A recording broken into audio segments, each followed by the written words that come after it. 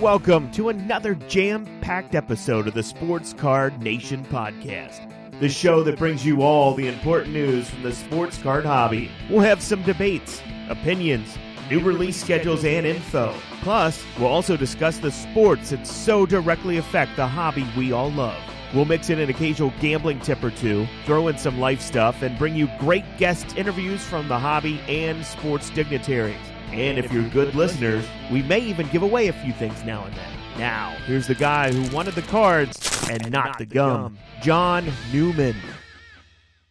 Hello, Newman. Hello, Newman. Hello, Newman. Hello, Sports Card Nationers. Episode 28. This is going to be a full one. It's going to be one of our longer ones, jam-packed.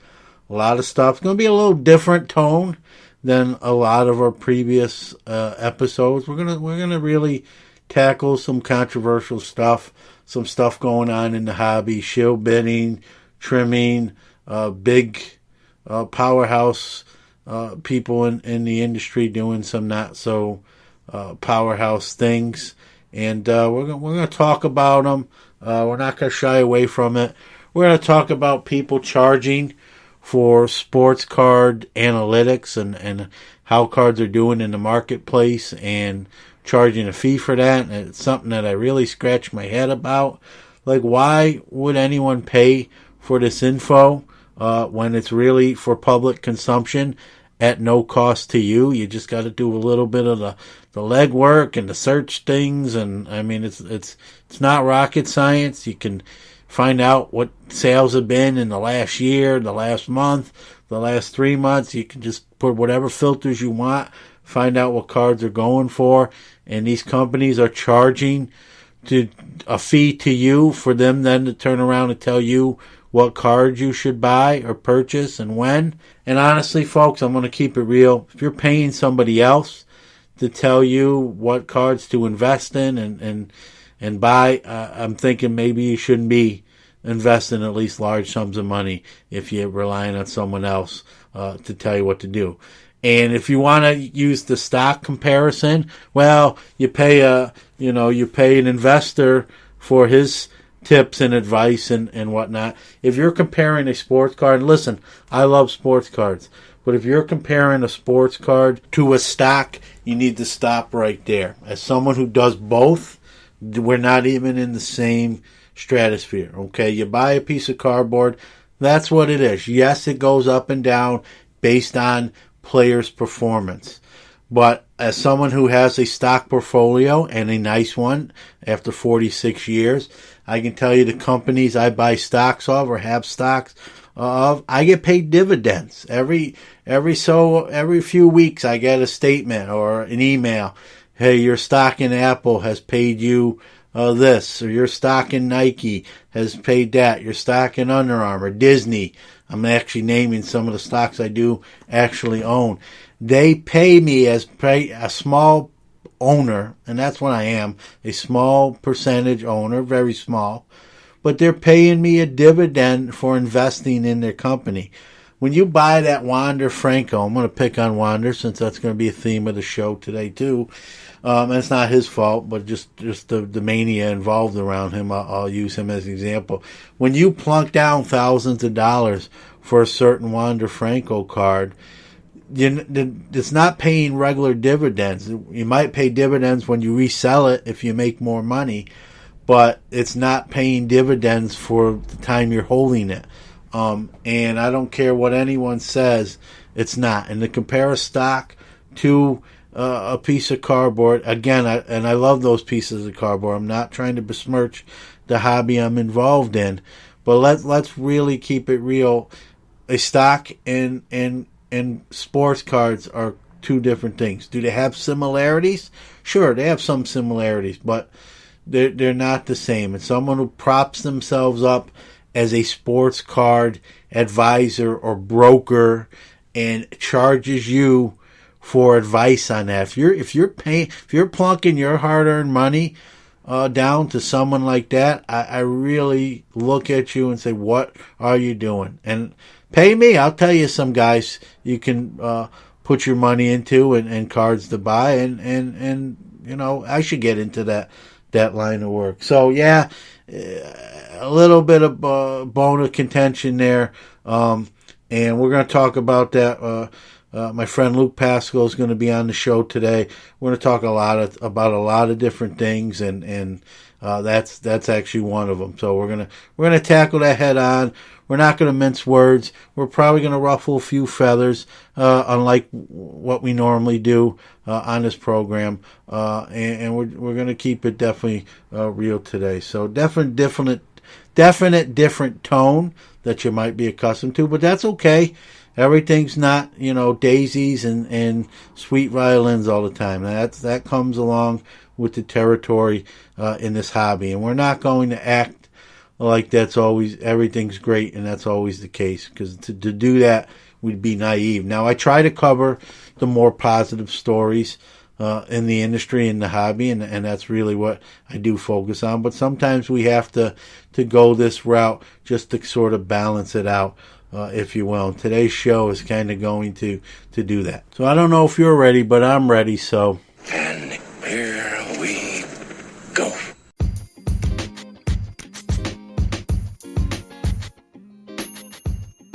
We love our listeners. Without you, there is no us. We care about your opinions and feedback and invite you to reach out to us on any of our social media accounts. On Instagram at Sports Card Nation Podcast, Twitter at SportsCardNati1, or email the show at sportscardnationpc@gmail.com. We don't ask for much, but if you really like the show, give us a shout out. Tell your friends or give us a follow on our social medias. If you enjoyed the show, please give us a positive review on iTunes or any of the platforms you are listening on. Thank you.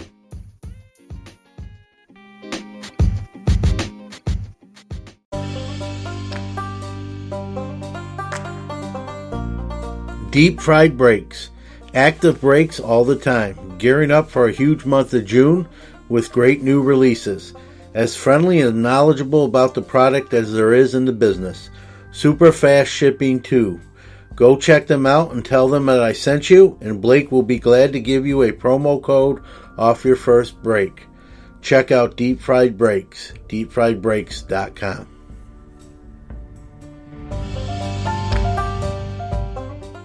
All right, it's time for What's Crackin'.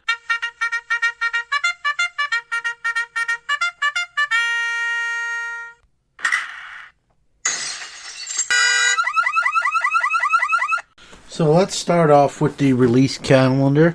We're in June already. Holy smokes, 6 months. Time's flying, folks. We must be having a blast here. So in June, June 5th, 2019, Topps Finest Baseball. I've seen some spec sheets on that. Looks pretty sharp. 2018-19, SP Authentic Hockey. June 7th, 2018, Leaf Trinity Baseball. 2019, Leaf Flash Football.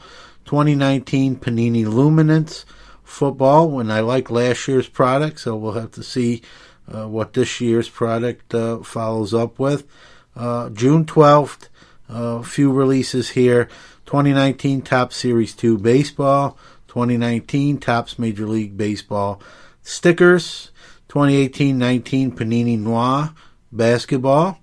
2018-19 Topps UEFA Museum Collection Soccer. So that'll be this kind of weeks and a little bit into the following week's release calendar. So got a decent amount of new stuff. A few different sports represented. But let's talk about some of the stuff that recently hit the shelves or hit the big release this week. Topps Definitive Baseball 2019, retailing at about $1,145 a box. A box will contain 8 cards, 6 being autographed cards or autographed relic cards, and 2 being relic cards. This is really, I'm going to keep it real, this is a fun product to watch being ripped open and on breaks. I mean, some of the stuff coming out of this with dual autos and patches and just crazy stuff. I mean, for the price tag, you should expect crazy stuff out of it. And what I tend to do with Definitive, I've actually done very well with the product, but what I do is I wait a year and buy the previous year's singles, and I've done pretty good at buying and reselling them a year after fact. So I like to watch it when it comes out, and I'll buy 2018 when the 2019 comes out, and next year I'll buy the 2019 singles. And to be honest with you, I'll flip them and do all right with the product that way. I've been tempted to open it. But with that price tag, man, that makes me nervous. So that's more than my mortgage payment and probably a lot of other people's mortgage payments too. But definitely a fun rip to watch being open. So head to YouTube or all the breaking channels. 2019 Definitive is out, and it's nothing short of spectacular to watch. So listen, it's making the rounds on all the social media sites and forums. I'm not going to mention names. I believe while it may be true and accurate and that many people can't be not telling the truth, I believe there's two sides to every story. It's just how I was brought up. But, the big thing, if you haven't heard, is PWCC. A lot of hot water they're starting to get into with trim cards, which has definitely been making the rounds for months now, and grading and shill bidding. And we're going to talk a little bit about shill bidding with Luke Pascal during the interview today. I think it's wrong, but it's also hard to prove. But what's been alleged is that the PWCC CEO was knowingly having employees and or customers of his bid with no intent to purchase cards, just to bid them up, drive the price up. It's also alleged that a dealer from the New York City area, who also was a PWCC customer or aligned with them, was trimming cards and obviously upgrading the condition of the card by doing so, have them graded. They were coming out, with higher grades, which of course results in more money earned and brought in. Now here's where, all this is obviously illegal, wrong. It gives the hobby a black eye. But my problem, really, if these trim cards are getting by PSA and BGS, that's where the first finger needs to be pointed at. How in this day and age with the technology we have, it's 2019 PSA, it's 2019 Beckett. How are trim cards not setting off a red flag from your graders? Are they not measuring these? Are they not having a sample size card to kind of line them up against? I don't get it. I hate to say this, I don't know, but I just wonder, are they, I like to think they're not in on this. This just slipped by an inexperienced grader or someone that's not trained with their eye even maybe to catch this. And I know some of these trimmings are so slight, microscopic, just a slight slice. But these things, in today's day and age where these cards are bringing the money that they do every week, the new card tops the old record, they need to start cracking down on this. There's no way a card should be trimmed and get by PSA or Beckett grading or any other grading for that matter if they want to be taken seriously. And this is really, listen, there's no shortage of submissions because of this going to PSA or Beckett for grading, but they really haven't acknowledged much. They haven't addressed it. And at some point, I think they need to come out and kind of fall on the sword, address it, talk about what methods they're going to put in place to ensure this doesn't happen any further or ever again. And the more that they don't kind of do it, and more it makes the rounds on social media like a moss rolling downhill, getting bigger and gaining more momentum, I don't know how long they can kind of I don't want to say duck the question, but really just kind of not address it. I don't know if they think it'll just die down or go away. I don't foresee that. And I think, the more these people do all this detective work, it's really giving a black eye to the company, to the grading. And I'm a guy that submits cards for grading. Does it change my perspective? Maybe a little bit. I'm still going to submit my cards for grading.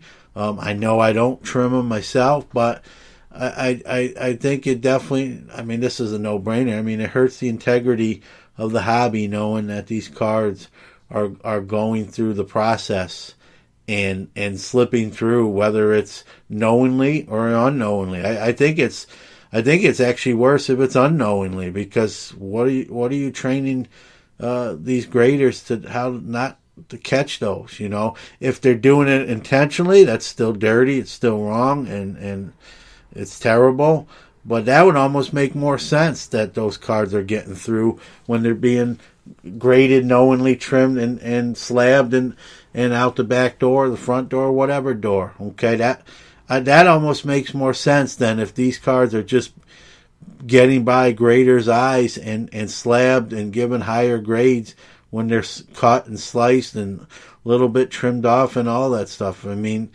You got to be better than that. You want to be taken seriously. You're the big two in whatever order you choose to rank them, PSA, BGS, and these cards are getting through. It really, really tarnishes what they're doing, and it does affect everyone in the hobby. Even if you don't submit cards, it's such a big facet now in the hobby that this is definitely a black eye. So my first fingers are pointed when it comes to trimming to the graded companies that put these in the slabs. They put them in the slabs.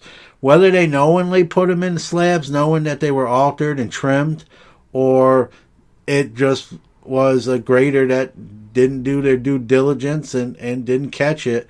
Either way, it's still got slabbed. It's still on your company. And I'd like to see them kind of come out, address it, even if it's one time, and just talk about it and what safe measures are going to be in place to prevent this from continuing to be a story. And it is going to be a story. And I think until they come out, like I said, and really discuss what's going on, they're going to be looked at with a little bit of a slant eye. So, pretty disappointing.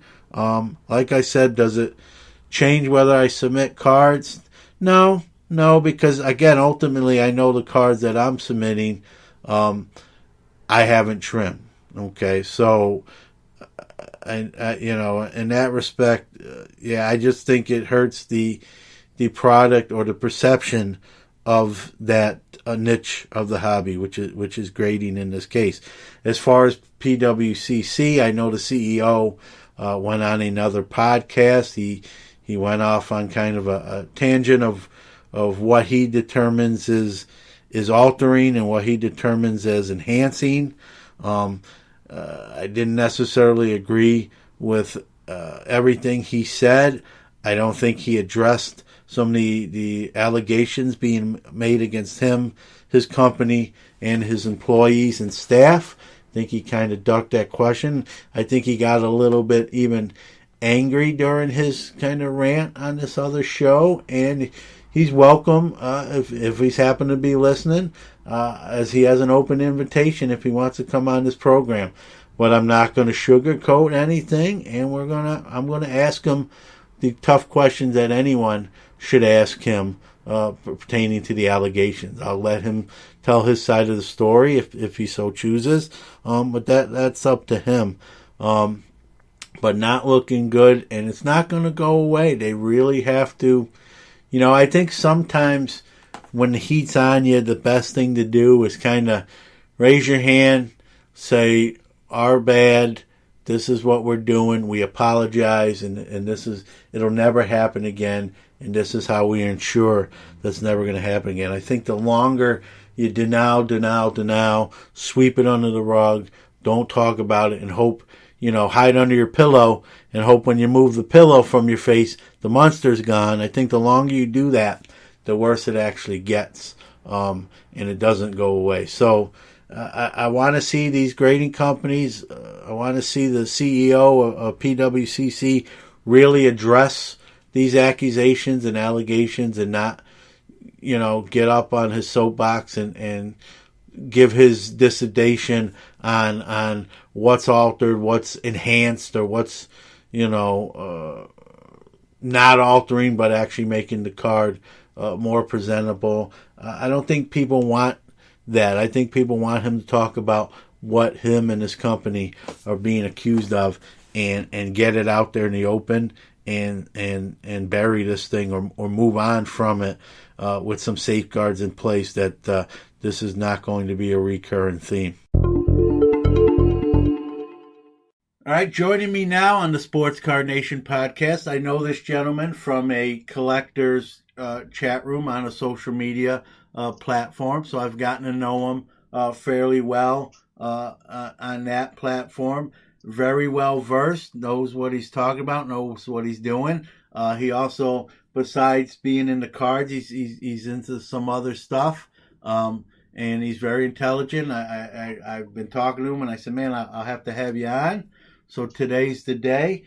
So without any further ado, I'd like to welcome my friend Luke Pascal to the show. Luke, welcome. Thank you, man. Thank you. It's good to be here.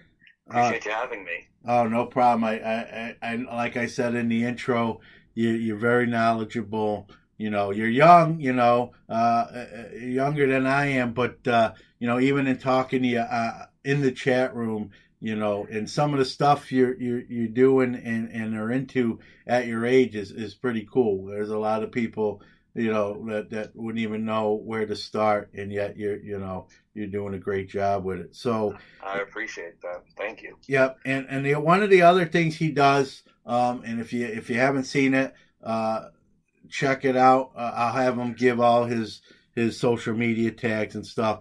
But he does kind of an analytics report. And the one he does and provides doesn't cost you anything like some other ones you may have heard of out there. And it's great information. And I've talked to him, off the air about even maybe coming on every 4 or 5 weeks, and kind of bring some of that to the show. And I think it's valuable information, and to provide it for free, where others charge, I think that's refreshing and very cool of him to do. So what I'll have you do, Luke, is kind of, give kind of how you got started in the cards, where it all started, and kind of lead up to where you are now.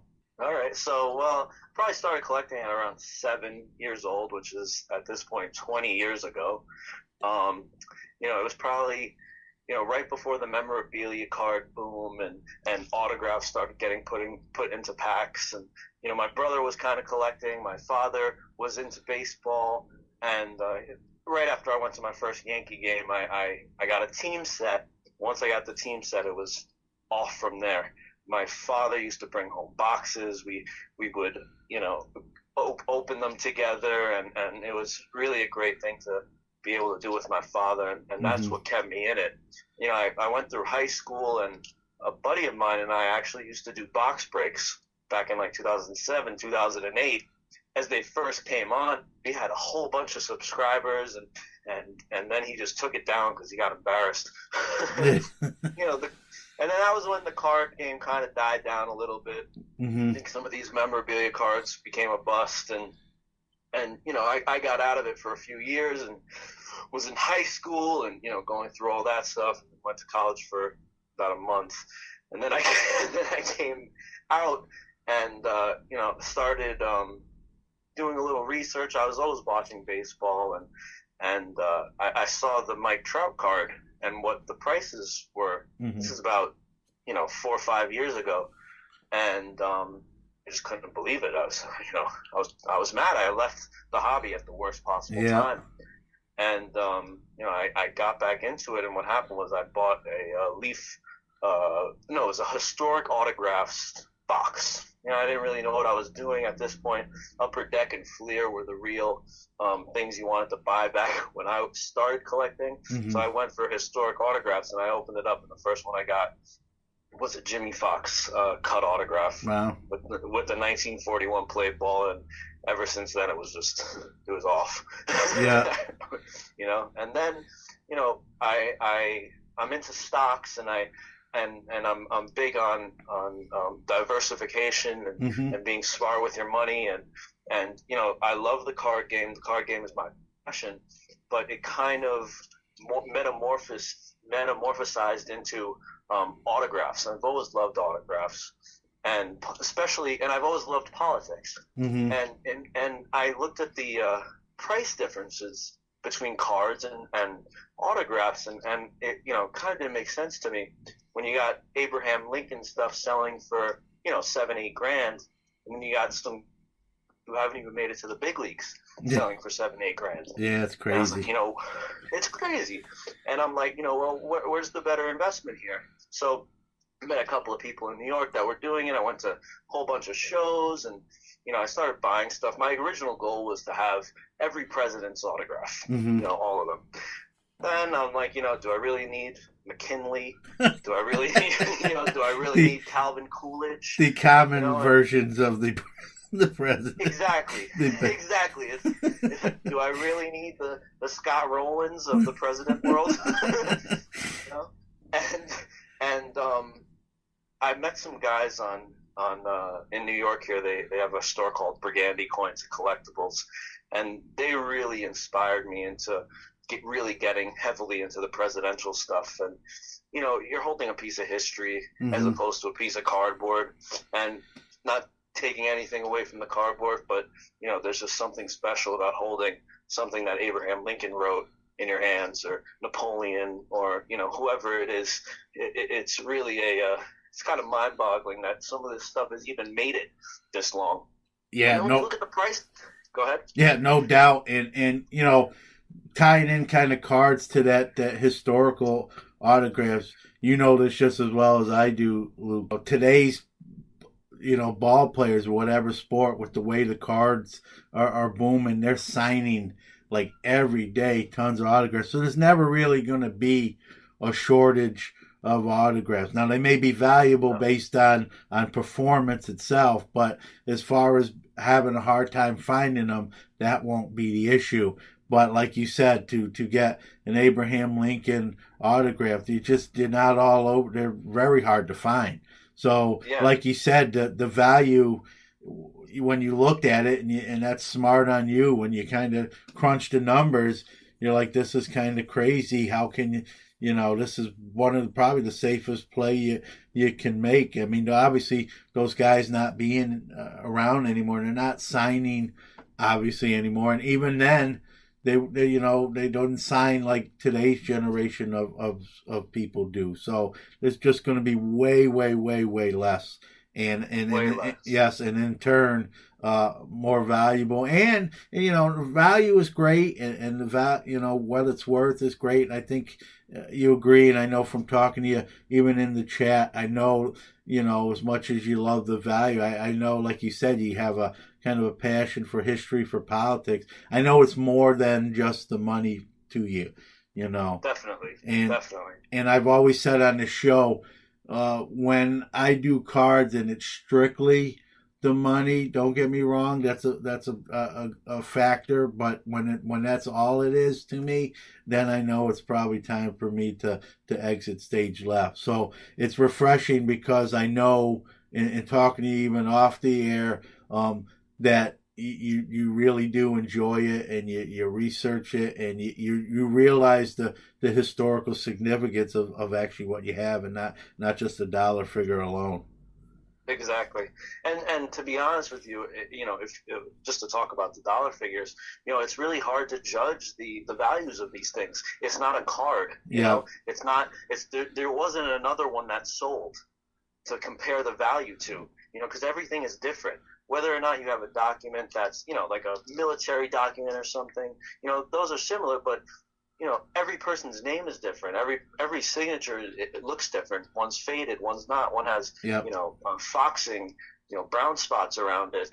There's a million different things and factors that play into it, and it's really more so what someone will pay for it is the value of it, not based on past eBay sales. You can't really do an analytics chart on Abraham Lincoln stuff. Yeah. And the other thing I want to make is, the other point is, when I was collecting in the early 2000s, I could tell you that I have so many things that are just going to be sitting in my closet for probably the rest of my life. Bunch of Adam Dunn cards and, a bunch of stuff that's like, I thought back then, hey, that stuff was worth $40-$50 back in the day. Jersey cards were going for $20-$30 if you had the right guy, And then the guys that you wanted to collect back then, A-Rod, Bonds, McGuire, Sosa, steroids. Yeah. So I really got burned when I was younger. And now, I don't think you're going to necessarily get the same steroid aspect, but listen, there's so many things that could happen. Oh yeah. You can get a DUI like Tiger. Yeah. He had a major comeback, but who knows what can happen? And the point I always say, it's kind of funny, but Abraham Lincoln is not going to get Me Too'd. Yeah, not now. It's not going to happen. Andrew Jackson maybe, but yeah. I think they're going after Thomas Jefferson right now, but hey, it's Thomas Jefferson. Yeah. No matter what, at the end of the day, it's Thomas Jefferson. And we're so far removed from when they were here that it's so hard to even at this point, even exactly. It really is all speculation. And like you said, what they've contributed to history can't be altered. It is what it is. It'll never be replicated. Yeah, and like you said, having that auto piece in your hands, that's history. It's not a piece of cardboard off a printing press. It's an actual document, a piece of history, depending on what it is. And in a way, really, I think you agree, Luke. Every piece in itself, to use a card term, is a one-on-one in its sense. Yep. It's a one-of-one, 100%. And the other term I always use is scarcity. They're very scarce. And then if you look at the modern cards, this is kind of an artificial scarcity that was created by these companies. Yeah. They have their different colors, the blue and the gold, and the gold's worth more, and the orange, and then you get the red. But listen, it's the same card. It's just a different color. Yeah. And this artificial scarcity that's created, in my mind, if you look back at history, it usually doesn't work out, unfortunately. Yeah. In the long term. Yeah. And I love the card game. I'm not saying that that's what's going to happen here. I don't necessarily think it will. I think it's a different time period. There's a lot of volatility in stocks, and people are looking for tangible assets to invest in and hold for their future. And I think there's nothing better than investing in cards or political stuff. But if you really want to be safe, you know what you're getting with the political stuff. You're kind of taking a little bit of a gamble with the cards. Mm-hmm. But hey, sometimes that gamble pays off. If you have a Mickey Mantle, look at that. Yeah. Well, I don't want to go off on a rant with this particular player. I've kind of railed on him on the last couple shows, and he's an 18-year-old kid. He's trying to make his way. It's not really an attack on him, but the Wander Franco stuff right now is crazy. And you got a guy batting. He's batting 300 now, 4 home runs, but it's that single A. Last year he batted 350 with 11 home runs at rookie level, and that's where the buzz kind of started. He hasn't really faced the pitchers as he moves up the ranks. Their pitching quality is going to get better. He's going to face more first-round pick pitchers. I'm not saying this guy's not going to be a very good player, but just as well as I do what some of these cards are bringing auction-wise are just mind-numbing and head-scratching. And like you said, I've said it on the show. I mean, I'm not hoping for this. I'm just bringing it up as a possibility. He could, rip a base hit, run up the first baseline, tear both ACLs, and never be the same player again. And all this $60,000, $70,000, $80,000 exchange in hand for one card. It's just, can you imagine being that guy that invested on one Wander Franco $60,000, and the next night that happens? It's. I know, everything we do in a sense is inherent risk, but that's, to me, I don't know, and I've said this on the show already too. If I'm going to spend if I have to, delegate $60,000 towards a card, and I think you'll agree as well, there's a lot of other cards I'd probably buy before Wander Franco. You mentioned there's Mantles you can get. You mentioned Mike Trout, probably one of the safest bets in the hobby that you can get still decent value even now, even though he's up there, close to the ceiling. Then someone really hasn't done it anywhere near that level yet. It's all speculation. And here's my thing: if you're going to speculate, I want to get in cheap. I want to buy at the ground. I want to buy at the basement level, and then hope it skyrockets through the roof. I don't want to come in at the top floor where we're already close to the ceiling. And I think some of these prices, and what the prices are going for, and I don't let you talk here, but I went off on a tangent, but some of the prices these Francos are bringing, even if he is what a lot of people are thinking he might be, how much higher really they're gonna go? Now you got all that money tied up, even to make maybe a little bit more. I just think there's better ways to direct that kind of funds if that's what you really want to do. 100%. I mean, if you look at the last red that sold, it went for $22,900. If you really think about that, I could buy you, let's see, 4, 8, 12. I could probably buy you 4 or 5 Ruth autographs. Yeah. Now they might not be the best shape or whatever. They might be cuts, but you got 4 or 5 Babe Ruth autographs, not Wander Franco. So if I'm right with you, am I going to spend $22,000 on a prospect? Absolutely not. I would never do that. But I get the gamble. I get the risk. I mean, look at what Trout's red would go for. Look at even what his gold just went for. He had a gold that sold for 100, or no, it was an orange that sold for 150,000. So, listen, to each his own. But I think there's a lot of safer bets in the hobby. I mean, will you make the biggest big return on your investment? Maybe not necessarily, but it's kind of like buying a penny stock. Yeah. Well, some of it, Luke, I think is adrenaline junkies. You know what I mean? I think they got that money tied up, and it's that thrill, that nerves. Like I could lose $22,000 right here if this dude, like, something bad happens. It's kind of like living on the edge. It's it really is. And I think people, I get it. I think we all have different things that do that for us. I had Stu Stone on, who's an actor director, and this topic came up, and I said, if you're a drummer in a band, you get that rush behind the drum kit. If you're an investor, you get that rush kind of putting your money on something and being a little nervous that this could go 2 different ways. And so I understand it, but to me, like with those kind of funds, I don't know. I think I would take the safer play, and I'd want to get in on a lower level where the ceiling's higher. Well, I think that's why a lot of people are going for the base cards now, because the autograph market, or at least with Bowman Chrome, is just completely taken off. And if you want to get a color autograph, forget it. You're going to spend a couple of grand, especially on bigger names.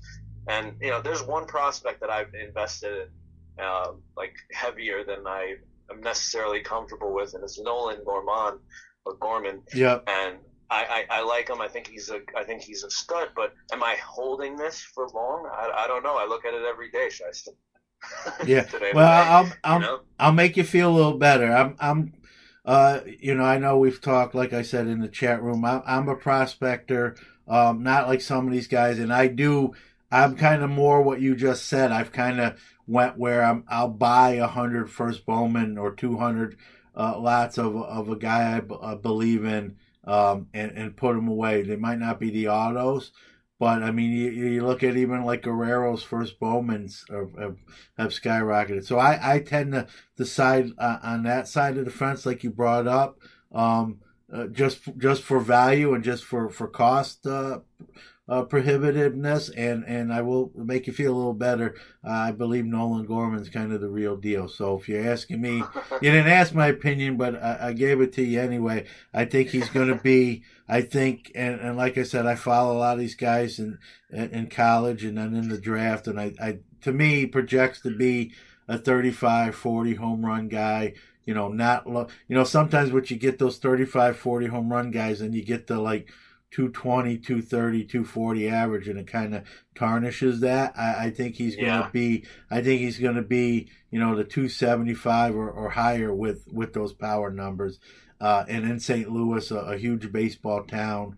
Exactly. I think you're. I don't want to jinx nothing, but I think you're gonna be. I think you're gonna be all right there. He's a guy. I put some stuff away too. So I think we're. Well, so far so good. I can tell you that. Yeah, I bought it at the right time, and he's been doing all right. I mean, he's slowed down the last couple of weeks, but hey. Yeah, and that's going to happen. Yeah, you got to remember their age, and look at the slumps Bryce Harper gets at the major league level, and he's paid very heavily to do that. So I think he's one of the guys.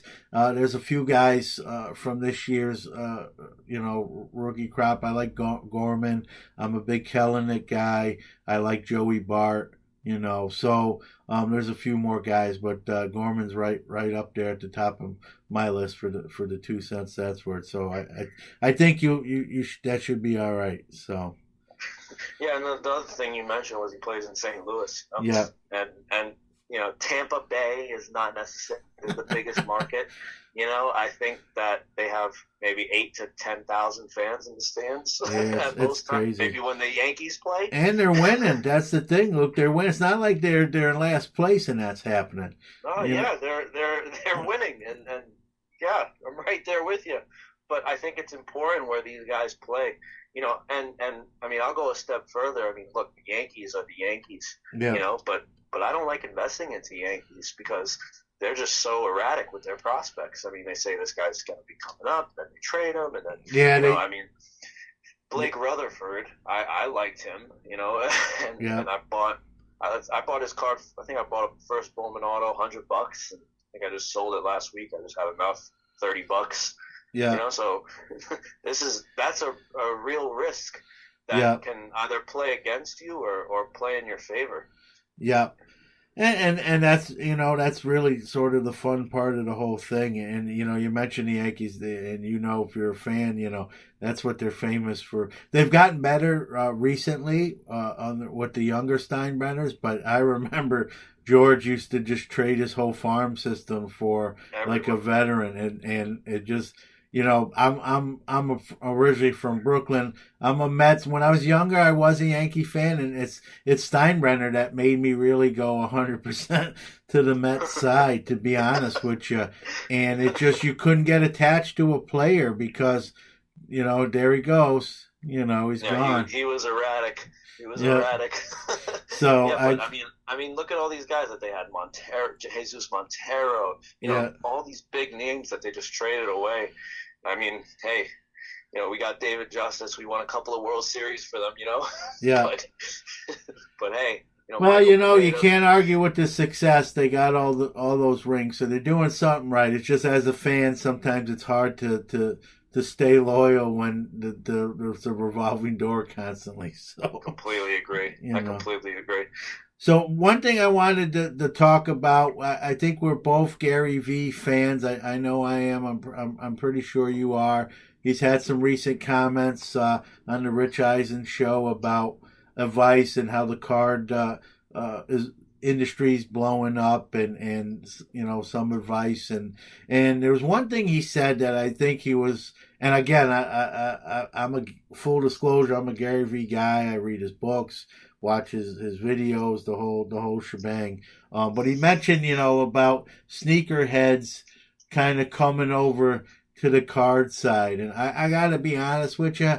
Like I said, I agree with most of what Gary says, but that one, I think that was a little bit of a reach to me. I think because he likes sneakers himself, I think he put a little bit of himself maybe into that statement. But I don't know about you. I just don't see those sneaker dealers and wheelers and sneakerheads as really kind of transitioning over to the card market. I get his point when he says that, and I get the similarities in the two markets, but I completely agree. I don't think I know one person that's a sneakerhead that would translate into sports cards. I really don't. I think that I have mixed feelings on what he's doing right now. I like Gary Vee for the the passion and the motivational speeches, and there's sometimes that he's made me really be like, yeah, he's right. Like, why am I thinking like that? Like, I shouldn't think like that. He's inspiring, and he's honestly probably the most inspiring guy maybe ever. I mean, I don't know many people that have been that as inspiring as him, and really, pushing that whole, be a good person, and I like what he pushes. Now, with the card thing, I think he has to tread lightly. I think that there's a lot of things that could go wrong for him that he's not necessarily thinking about with this. And, he's got a lot of credibility right now. Mm-hmm. Would I be buying what he's buying? No, not really. But I think that, and the other thing I want to say is I think it's important to have a knowledge of what's happened in the hobby in the last, 50 years or so. And you can kind of tell when he's talking that he just doesn't really have that knowledge. And, listen, am I happy that he's going to bring an influx of people into the hobby? Mm-hmm. Yes, I think it's great. Is it going to be great long-term, or is it going to be great short-term? Mm-hmm. That's my question. Are all the people that are listening to him and going out and buying Jordan Adams rookies, when this guy turns out to be nothing, but what happens then? Do they leave the hobby? Are they discouraged from making a bad investment? Mm-hmm. And I think it's really important that the right people do the right things. The right people buy the right things, rather. And I don't necessarily think that he's pushing it the right way right now. I think he shoots from the hip a lot. Yeah. And I don't think he really knows what the ramifications could be with this.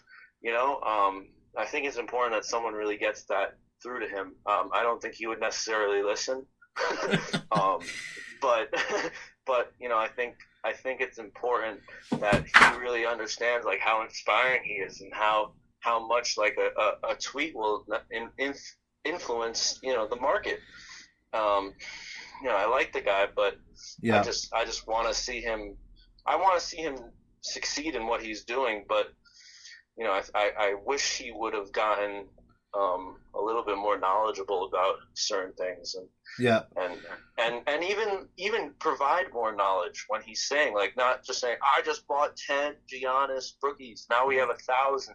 Okay, cool, you have 1,000. Now you're fronting on all of us. Cool, but hey, Yep, no, I agree. Someone just DM'd me and said, hey, I bought a Giannis at 667 the other day, and now they're going for a little bit less, and I yeah. How many people is that going to happen to? Yeah, really, the market. I covered this on my Instagram, and when he started buying them, they were about $500 a pop. Yeah, and they've gone up to $600, $700 now. I think that Giannis's play is a big influence on that price increase, but don't get it twisted. Yeah, Gary Vee had something to do with that. Yeah, No. So, well, there's a lot of like you said, he's got a lot of pull. I mean, a lot of people really, I like him, and so do he's got a lot of other people that feel the same way or even stronger. So when like you said, when he says something, people are going to take his cue, and you hit something on the head. I think it will be a good thing to get, some new blood, but you also made a great point that if that new blood gets burned on something he says, they're going to quickly exit stage left. And at the end of the day, that's, what really, that's not really good for the hobby either. And you made another good point, Luke, is he's doing so many different things, man. Speeches and going to businesses and talking to them. I'm not saying he's not into cards. He obviously is. I already knew that, as do you. But I don't think he's spending the time required on that to kind of make the statements he does. And I think you kind of said that yourself. And that's where, I don't know if danger is the right word, but that's sort of where the danger lies, is that people will take him verbatim and, is the research there to back up the statement? I know he doesn't mean anything negative by it, but definitely not. It's there's a million people that will give financial advice out, and guess what? They're not all right. It can't be. No. And so it'll be interesting to see. It definitely will. And look, I think like you said, there's not a ill bone in his body. I don't think he's going about this in the wrong way. I mean, I could be wrong, but I don't think he has ill intent, is what I should say. I don't think he's trying to bring up the market. I think he really loves cards.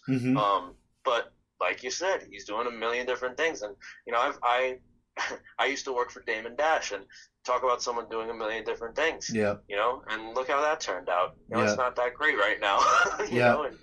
And you can be on top of the world and fall real quick. And Dame is unfortunately the perfect example of that. Signing Jay-Z, Kanye West, and then, kind of working with me after, know, and I just think that Gary should really, look, we're talking about it right now. Yeah. There's a lot of collectors that are talking about it. A lot of people are really upset about it. There's some people that are in my DMs that are like, going crazy about it. They hate it. They hate that this guy's coming. They think he's influencing the market. That's not necessarily a good thing for his brand. So, I don't think he really, like you said, I just don't think he had the knowledge. I don't think he necessarily knew what he was walking into. Yeah. And there's people in our chat that he's responded to with videos. Yeah. So clearly he's listening. Yeah. I mean, and I respect him for that. Yeah. He's listening, and he says, I'm buying what I want to buy. I'm not saying this is going to work. And I respect that a lot. And I think that's good. But, I think it's great he does cards. He's a fellow collector in the industry. But I guess what I'm saying is, if he's gonna do it, like, go all in and get serious and do it that way, not just kind of stay on the fringe and then shoot advice out every so often. I just think I agree. I think that's where I keep using danger. That might be too strong of a word, but that's where it gets a little dicey. Maybe that's a better word. Dicey is dicey. I love the fact that he's in the hobby, in the industry, but if you're going to start, and he knows the pull he's got, he's not naive, and knowing that, he's got to put in the work before he says it. To me, he should put in a little bit more of the work, and then before making those statements. I mean, he can do whatever. He ain't gonna listen to me like you said or you, but I liked it. I'd love to see. When Topps was rumored to be for sale, Luke, I was one, and his name came up. I was rooting for that to occur. There were other people like, this'll be the worst thing that happens if he acquires Topps cards, and I was on the other side of the fence. I'm like, we need something sort of different, man. It's risky. A lot of things in life is risky. Anytime a new person buys a business entity, you're not sure what direction they're going to take it. They can even say one thing and do another. That we've all seen that before too. But I wanted to see, one of the things with Topps, they've gotten better as of late, to be honest with you. But at that time, they were kind of stagnant. And if you read a lot of the behind the scenes stuff, they had a lot of people that weren't changing with the times of the industry, and they were kind of falling behind in innovation and in design and those sort of things. And I thought Gary, if he was to buy Topps or acquire it, he's going to be, he's going to put the people in place to really be cutting edge and do some new things. And I was would love this, kind of curious to see how that would have played out. I even said, man, even if they don't buy it, even if they brought him on as sort of a consultant and think about doing this, or how about let's do this, and even that. That's what I had hoped for. I hoped they had brought him in to market it. Yeah, that's what I want to see. I don't want to see him run the company. Yeah. I think he's a marketer, and I don't want to see some guy that's trying to build his brand, market a company, or build the company that is honestly so important to the hobby. Gary's about himself. There's one that's, I think he preaches this whole thing, like everybody inclusivity and whatever. But, if you're talking into your phone, you got an ego, and you're about yourself, and you're building your brand. And he puts his face everywhere. He puts his signature everywhere. There's a reason he does that, because he wants to be recognized. Yeah, it's fun. It's funny you say that, Luke. You sound like my son. My son's 19, and is where I like Gary. My son don't hate him. My son don't hate anyone, but my son's like, I don't know, man. I don't like him like you do. I think he's all about himself. Some of it's phone. I'm not saying all of it's phony, Dad, but a good chunk of it is. I just can't get into his stuff, So you saying that sort of rang a little bit, kind of what he was getting at. So, and you're right. I think you're both right. What my son said, and obviously, everyone has an ego. Anyone that says they don't have an ego, right there, is lying right off the bat. Let's keep that real, So we can't fault them for having an ego, and I don't think that's what we're doing. But some egos are bigger than others. Yeah, and I'll just say that. Yeah, and he fits. And that shoe fits. I think that K-Swiss fits. We'll just, So. I just want to see someone that's not trying to build their brand, build Topps. I want someone to be focused on building Topps. And that's why, I think he could market the company in a brilliant way. I think if he was marketing the company, that there would be more awareness to it. I think that's what Topps should do, to be honest with you. I think it's a no-brainer to hire him to be their marketing director. He's the name of the game in marketing. Yeah. I mean, he knows what he's doing. Do I agree with him posting 17 times a day? Absolutely not. I would not be doing that. I don't think anyone wants to see a post of anyone 17 times a day. Yeah. But hey, they're watching it, so I can't knock the guy. The guy's more successful than I am. He's got 5 million followers.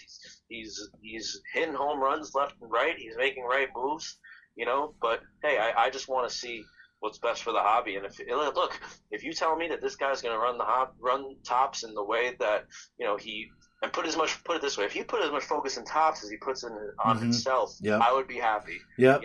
Yep. Well, that's I agree with you, and that's kind of what I'm saying with his hobby stuff. Like I'm not saying he doesn't collect or invest in cards, but if he put that energy and really did it and made an effort, and then start doling out some advice, and I think that would be, he'd be all the more better for it, 100%. So all right, let's enough Gary V. We gave him, he should pay us some royalties for talking about him that much. He's got the money anyway. So if you're listening, Gary, that's 2 checks you need to make out.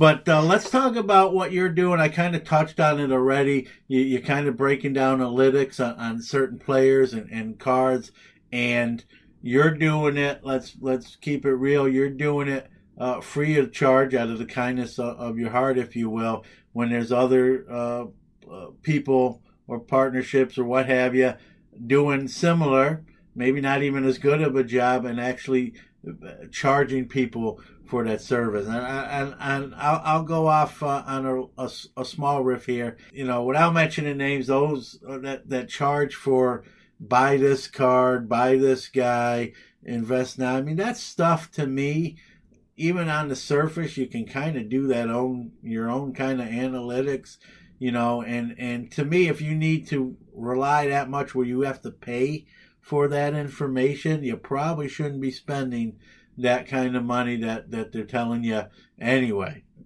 So I agree completely. And so you're doing it without that fee, and hats off to you for doing that. And that, to me, that changes the whole equation. I think as much as I can pick on them for charging for that, which I think is kind of ridiculous, the other side of that coin is to put in the elbow grease and the legwork and pump out the analytics and the trajectory, and not charge anybody, and just put it out there. Here you go. This is what I've found out. This is where things are, and what you do with it is balls in your court. But here it is, and you don't have to pay for it. That's a testament to you, and it's very cool, man. When I saw you start to do that, it's just refreshing. And I guess my first question, Luke, is what kind of inspired you to even start that, or what motivated you to do it? So I'm gonna be honest. When I saw those who shall not be named doing what they were doing, Voldemort, I really became nervous. Honestly, it really made me nervous. And I've put money into the hobby. Yeah, I've put a lot of money into the hobby, and I am sitting on a lot of money in the hobby. And throughout the history of the hobby, there's been a few people that have brought it down. Yeah. And I could name names: Bill Mastro. The guys that did the ESPN 30 for 30 that were forging autographs of McGuire and Sosa. I forget their names. We can name companies too, Luke. Upper Deck and Richard McWilliams. And there's been companies that are like all those jersey cards from 2004. Those are not real.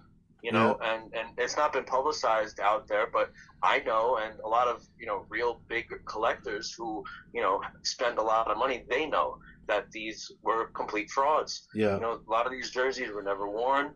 A lot of them aren't even their jerseys. I mean, and how are you going to prove it? Yeah. Boy, they took a picture of the jersey and put it on the back of the card. I mean, really?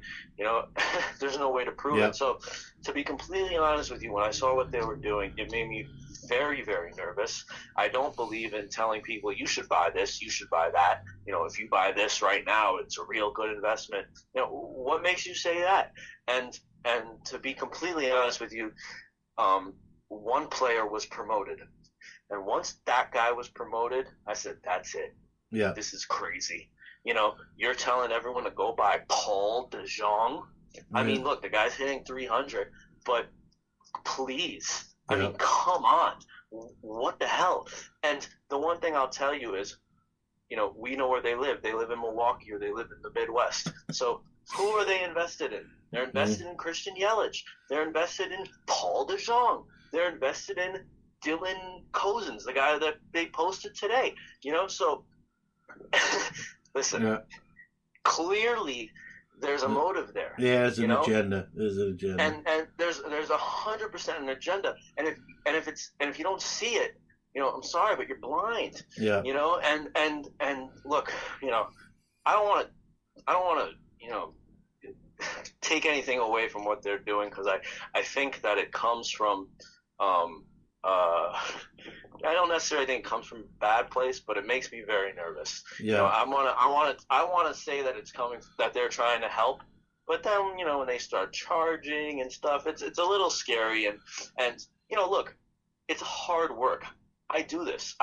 Once we get off the phone, I'm going to be up for another couple of hours trying to put together analytics for, the next couple of days. And I make mistakes all the time. I posted something today, and the guy said, I think your chart is wrong. And I took it down, like, immediately. Look, we all make mistakes. That's everybody. Exactly. But, there's you're promoting something here. You guys are playing with fire. And when you have a voice in the hobby, I mean, you should use it wisely. Mm-hmm. And I don't believe they're doing that. And to be honest, I think that they could be the next Bill Mastros that take down the hobby. So I think there needed to be some balance there. And if you follow me, they blocked me. Yeah. So I'm out here trying to. I don't want to make any money off of it. I mean, look, I'm lying if I say that. I would love to make money off of it, but I'm not doing that yet. Maybe I will in the future, but it will not be based on my opinion, and you'll never hear me say, go buy this. I'll say, here's what's going on. Yeah. Make your own decision. Yeah. I strongly believe telling people what to buy, especially in this hobby, is a huge mistake. Yeah. It's gone wrong for them a bunch of times. I have people that DM me all the time that say, hey, and they're kids. They're kids. Yeah. They're not grown adults like that are following us. They're kids. They're 15 years old and younger. They're 12. They're 11. They're going out and spending their allowance on this stuff. And, the youth is everything to this hobby. Mm-hmm. They are the ones that are going to be the future. So if you're steering these people in the wrong way, that is really not a good thing. It's just really not a good thing for the hobby. And, I'm not saying this because they're kind of my competitors or anything, but, we do things in completely different ways. Yeah. And I'm trying to show you, hey, that trout card sold for $150,000, but, maybe buying a house would be the smarter thing to do. Yeah, commercial real estate. Yeah, or something. There's so many things that they've posted that I disagree with. And I'll tell you this. The last thing I want to say is when they blocked me, I think their true colors showed. Yeah. And I think that just told me everything, and I guarantee you it told hundreds of other collectors everything, because they all DM'd me and they all said, hey, thank you for doing this. I'm glad you're doing this. Let's be real, Luke. They probably see you as a threat. So the block in itself is almost a compliment, in a weird sort of way, I agree, but I also think that the Paul DeJong thing made me nervous, but then the block was like, okay, this confirms everything. And they don't even want to mention my name, and I get it. They're scared. They're going to look at it and they don't want to send their people by me. And, the other thing I'd say is look, I do social media for a living. Yeah. That's my job. I market restaurants on my 9 to 5, and I know when robots are there, and I know when people are buying followers. And when we were going through that whole thing, I paid a little extra attention to their account. I mean, look, I run restaurants Instagram. They're not going to be able to block me on every single account I have. I can see what they do, and their followers were pretty much even with me. And then the next day or two, it was like a 400, 500 follower jump. And I could tell you from experience, that doesn't happen. Yeah. It doesn't happen unless someone tweets you out or someone says, hey, go follow these people. Yeah. Someone like, someone important. Yeah. Someone big, and even then, that's not how it happens. Yeah. I have a restaurant, my restaurant, which we unfortunately just closed. It was called Buns Bar, and we blew up. I mean, we went viral on Insider, all those food videos you see. We were on those. We were on the Today Show. We were on Good Day New York. I was on Shade 45. I mean, you name it. We were on everything. Food Network, and I saw the growth. I saw how things grow naturally, and they're not growing naturally. So I think if you have to, fake it till you make it. Yeah. But don't fake it so blatantly, Yeah. And look, I don't know what their business. I don't know how much money they're making. I don't think they're making much of anything. I don't know either. But just from doing this from a 7-year-old and 39 years later, I venture a guess, it's not their main job at this point. So, and you touched on something too, Luke, is when you charge for information, that takes on a whole new light. It's 100%. And you got to be careful, and I think the be careful part's missing. 100%. So, and I remember I watched their live, and they said, quote, "We've been collecting for 2 years." Well, I got news for you. Smokes. If you've been collecting for 2 years, you cannot give advice. Yeah.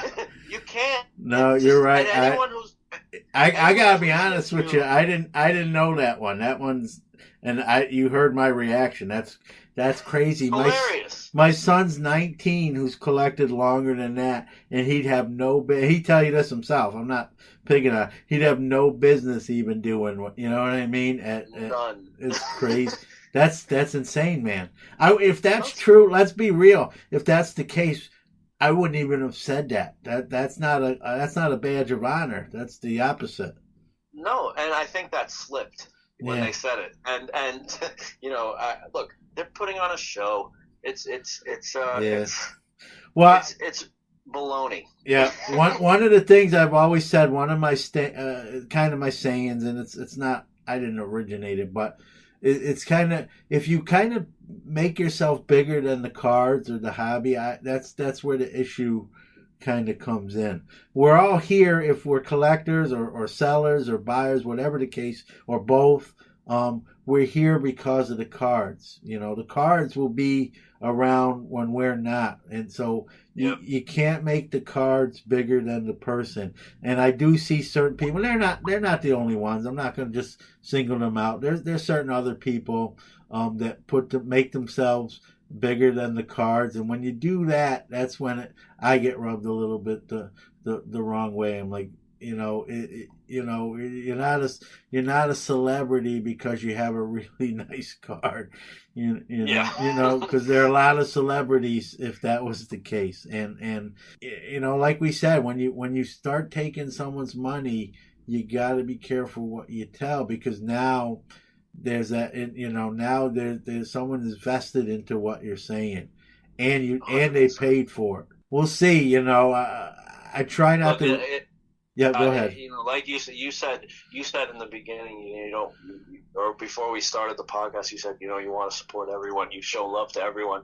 I don't want to see anyone fail, but it's going to be a quick ride to the bottom, I think. Yeah, and here's the thing, and I don't want to see anyone fail, Luke, and I tend to try to root for people, but when you're charging for something, that, again, I keep going back to that, because I think that changes the equation so much, that 100%. I think if you're charging for something, here's my opinion on it, and as much, look, like I said, I'd be lying to you if I said I don't want to get paid for this. I of course want to get paid for this, but I also want to provide people value. I'm not going to just put something out and say, pay me for this, because I'm not going to give you my top 10 hitters and top 10 pitchers because they're my top 10. I want 10 other people to give you the opinion. I want you to hear the opinion from a group of people, and if we all agree on that opinion, then hey, maybe this is the right thing to do. Look, Jim Cramer has his own show, but right before that, there's 5 people sitting in a studio, and they're all giving different opinions. Mm-hmm. So, are they Jim Cramer? No, you can't become Jim Cramer in 2 years. Yeah, you can't. That's you crazy. Just can't. Yeah, and I think you're going about it the right way. I'm going to be honest with you, and I'm going to give you credit, because I think it's due.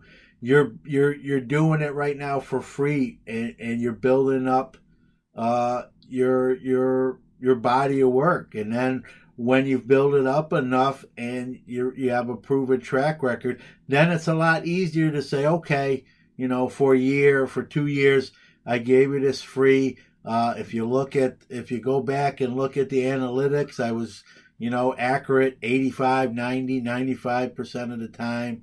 And now, it's a lot of work what I do. It's a lot of my time. And everyone's time is worth something. I don't care what anyone says. Oh, yeah. And so, I know you're big on that, too. Yep.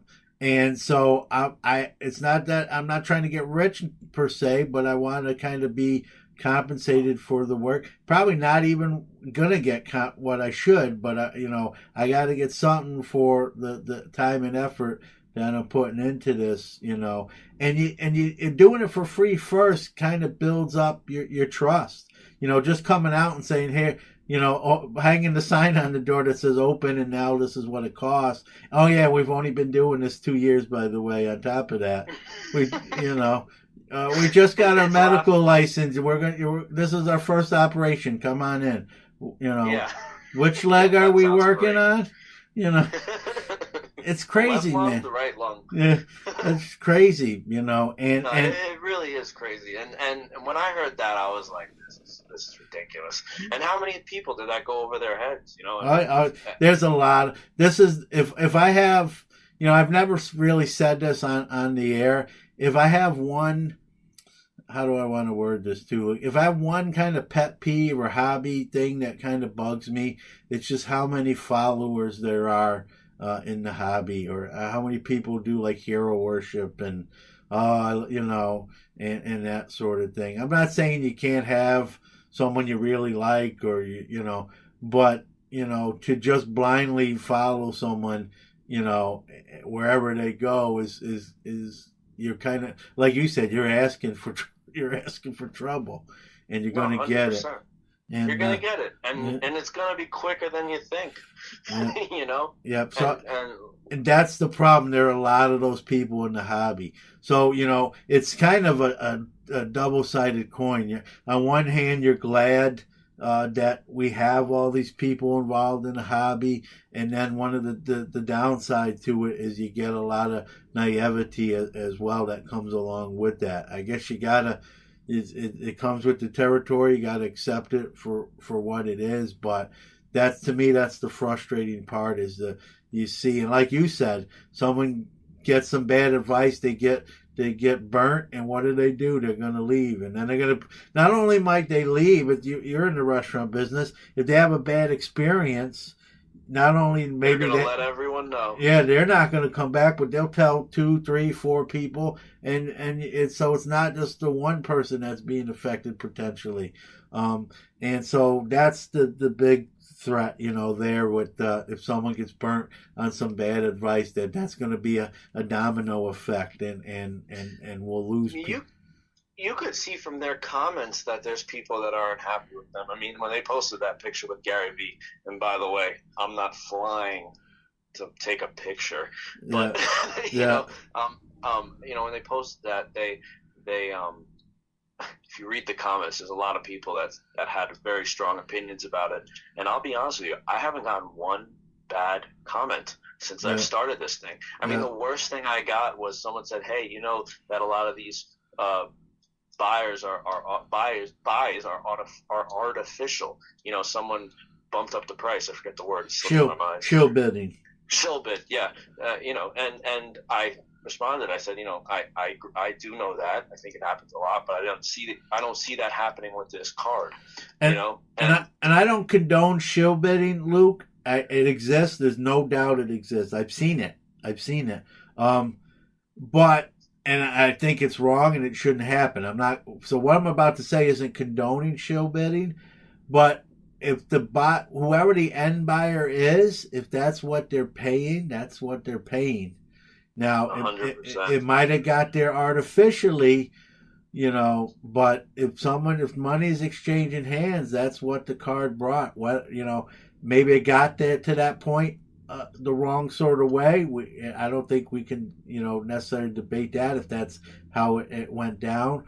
But someone still has to agree that this is what I'm willing to pay to acquire this item, and so it's still accurate information at the end of the day. Yeah, no, it is. Yeah, a sale's a sale. Yeah.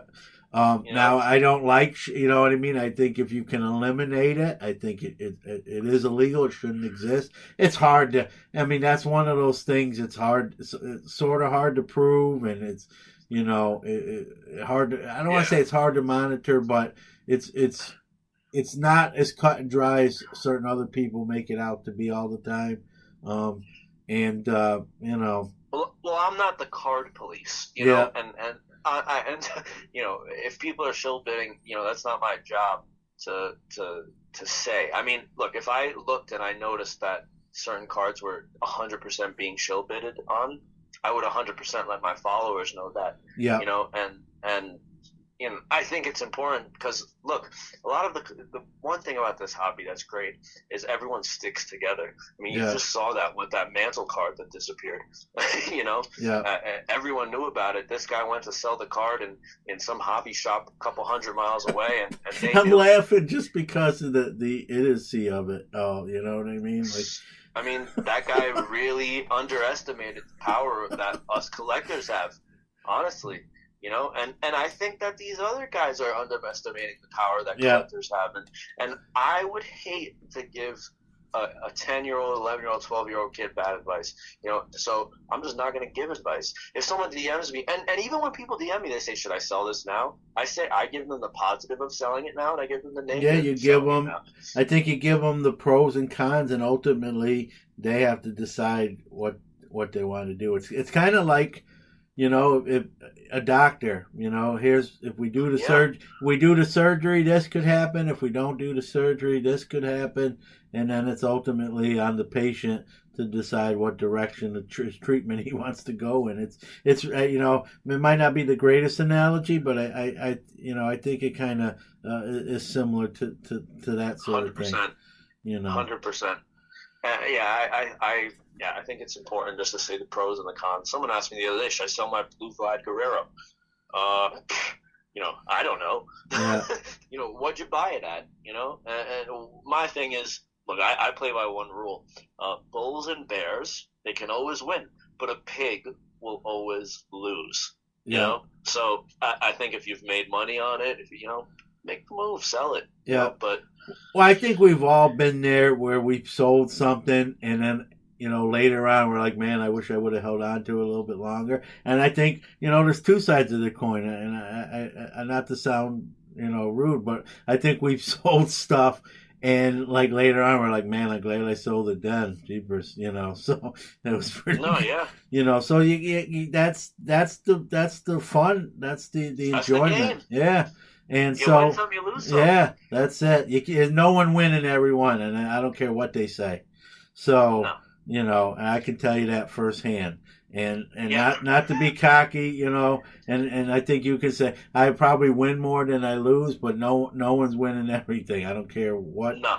You can't spend a lot of money and win every transaction. It just unfortunately it doesn't work. It ain't that easy. Everyone would be doing it anyway. So Exactly. you know, so Exactly. As long as your winning percentage is a little higher than your losing percentage, yeah, I think the hobby's for you. But yeah. but you got to be careful. All it takes is one move, and that's it. Yeah. You know? Yep. You invest in that Jose. You know how many Jose Fernandez super collectors are there? Yeah. Nah, I hate to bring it up, but like, you know, Yeah. that was that. What are his stuff? What's his stuff go for now? You know, nothing. Yeah. No one cares. Yeah. You know, Yeah. the Roberto Clemente effect is not happening Yeah. No. with Jose Fernandez. You no. know. No, you're right, and that's the thing.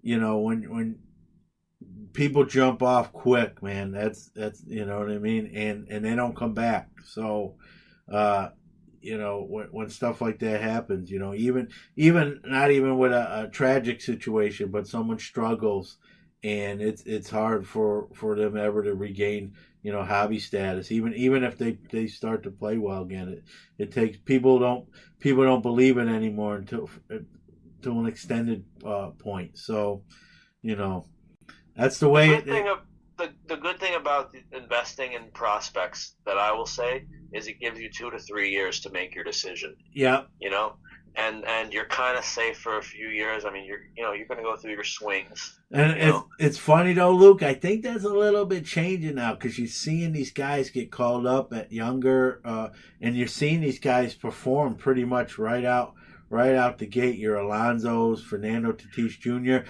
Vlad is starting to turn it on now, and I think people are less patient. You know what I mean? I think you're probably right. I also think that the players that are coming up now are way better, and they're scouted better, and there's more analytics that are going into it. So I think it's more accurate when you say, hey, Vlad Guerrero's an 80 hit tool, you know.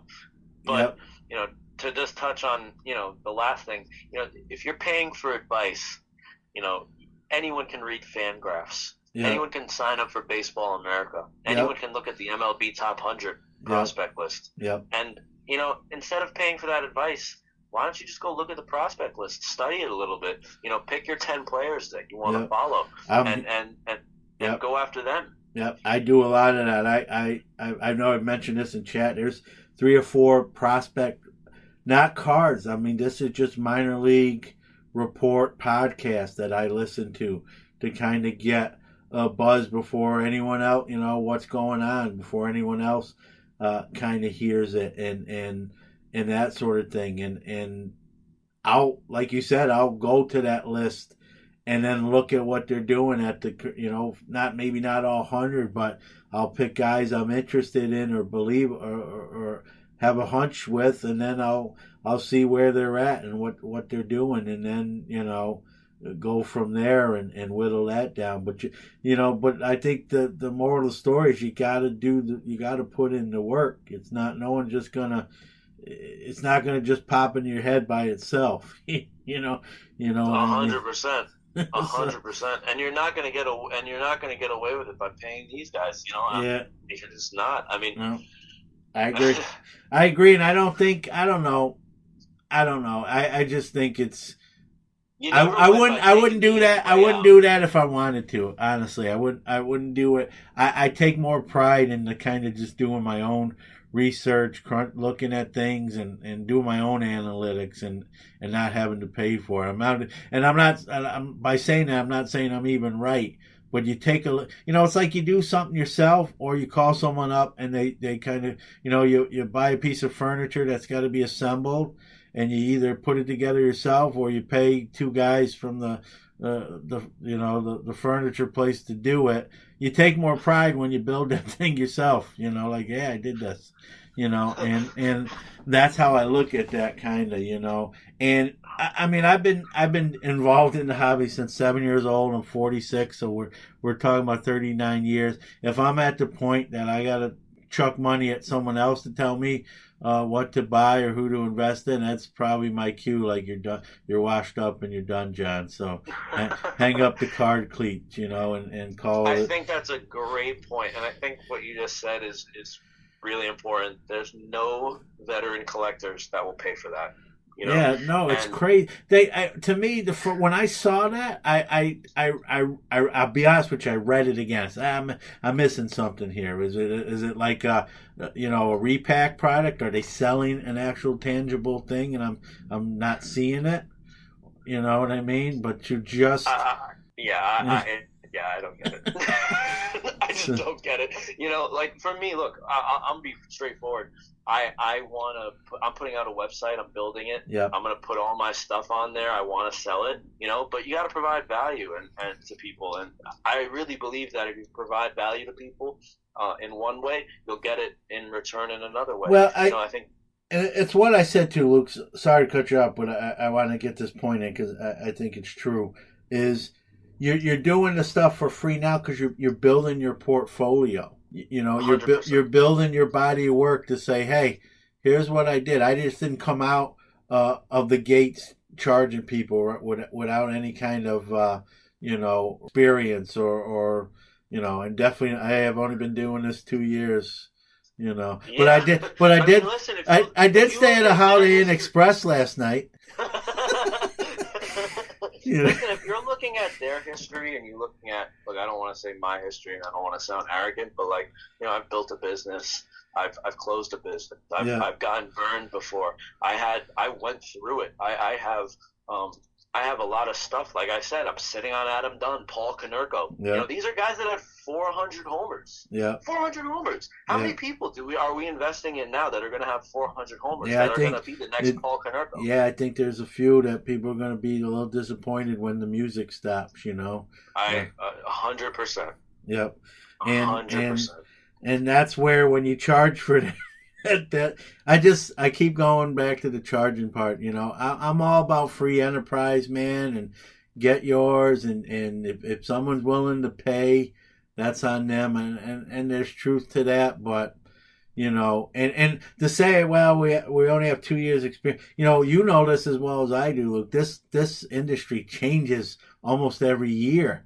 So what we know now 2 years later is different. A different story. Yeah, it was different than it was 2 years ago. So I don't know, man. It's just, we could probably go out all night talking about it. But, my advice, if anyone's, to people listening out there, do your own research.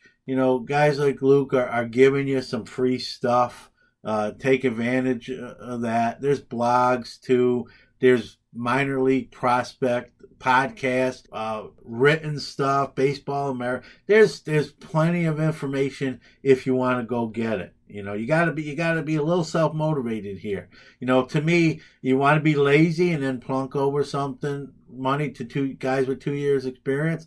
That's on you. If that's your MO, God bless you. Good luck. Hope it works out for you.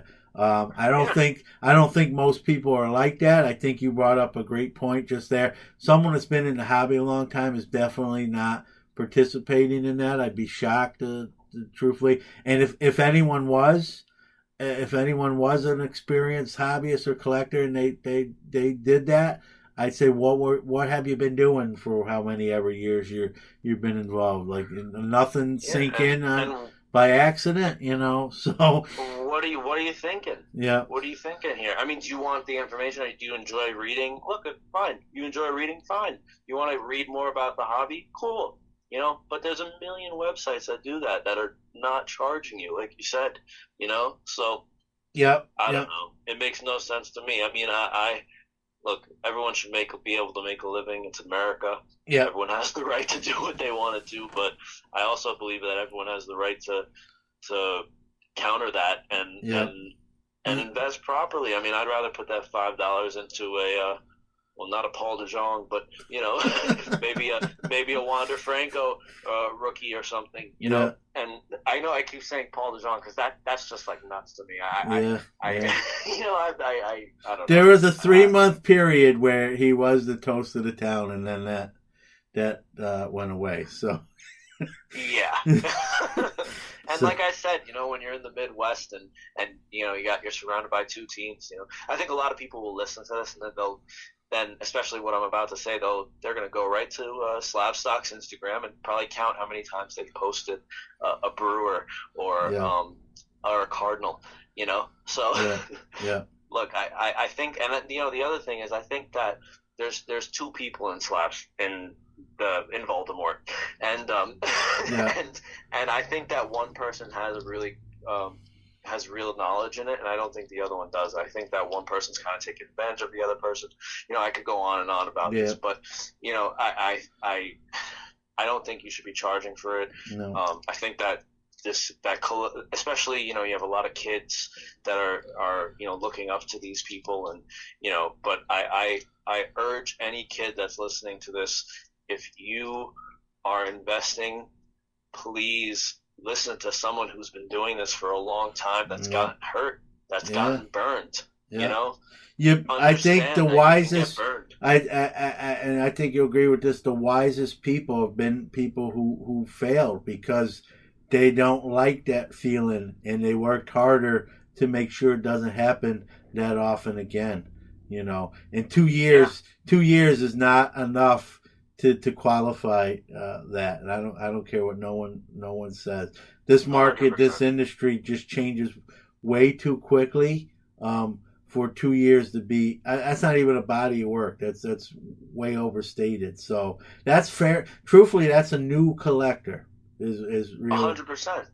It's 100% a new collector. I mean, 2 years ago I was buying presidential stuff. I'm not a Wall Street guy. You a little bit. I'm definitely I purchase stock and I do 401, all that stuff. We talked a little bit off the air, but you can't, with 2 years experience, you can't become like a broke. You have to work under somebody where they watch you and kind of almost like an apprenticeship before they let you free reign start giving out advice and whatnot. And so, I mean, you mentioned stocks. The other thing that I'd like to mention is what's being done in any other market would be considered illegal and insider trading. Yeah. And I wanted to test something, and I don't know if you remember, I posted Nolan Arenado.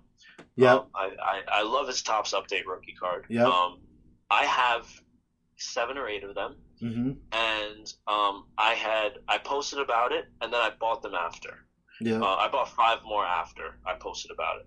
And look, the prices went up when I posted about it. Yeah. So I clearly do have pull here, and so do they, and so does Gary Vee and a lot of other people too, So yeah. Look, am I the direct reason why it went up?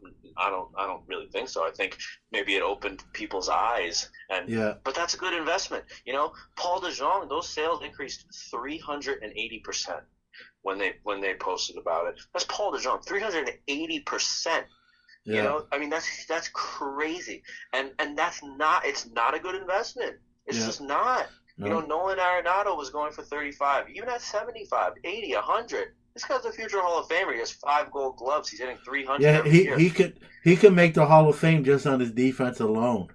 Exactly. He's the best defensive third baseman. He's right there with Brooks Robinson. Yeah, and so then you add the batting, which is terrific too. And like you said, it's barring an injury today, I mean he's definitely on that trajectory. So I don't think that's even a debate. It's just something tragic happening is really all it comes down to. So yeah, and I think what I did was I kind of opened people's minds. I didn't open people's wallets, if that makes any sense. Yeah, I was like, hey, this is undervalued. Maybe you guys should go look at this. Yeah, you give your opinion, and we all have them, and we're all entitled to them, and you don't charge for yours. And that's the rub, man. So, well, man, we could go. I'm gonna have you back on. There's no doubt. And I next time I'd like to get a little bit more into the analytics on those players, maybe even some that we talked about today. But I want to give you kind of the final word, Luke.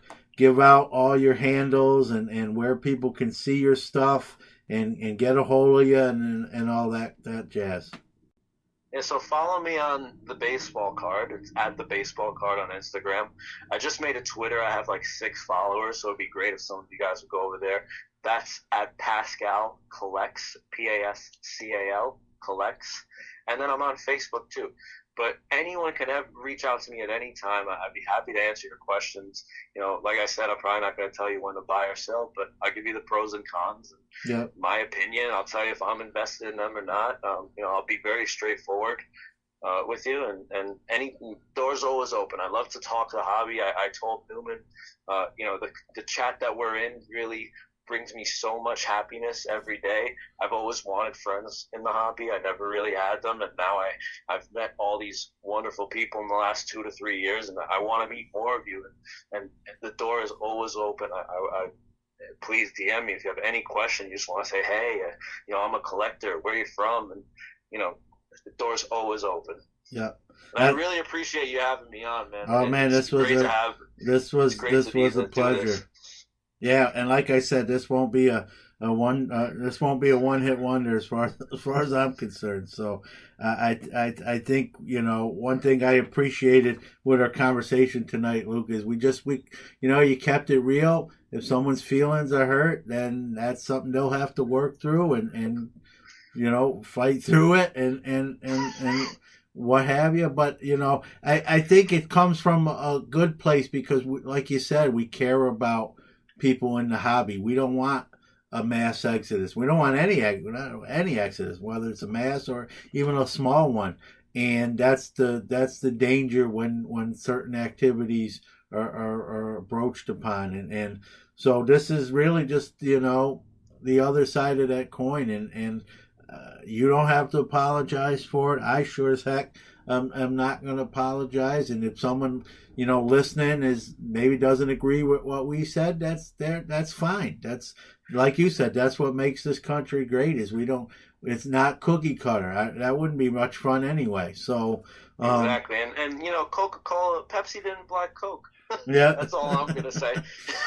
Yeah. And so, but again, I think, I'll get up on a little soapbox. I think you got to look at who's saying what and how much experience is behind those statements. And 2 years versus 39 and 20 or whatever it shakes out to be, there's something to be said about that. That's not, if a surgeon's been practicing 20 years and one's fresh out of med school, they're going to be different surgeons. That's just not saying that med school surgeon isn't going to be world renowned at some point, but not coming. But you might walk out of the operating room limping a little bit.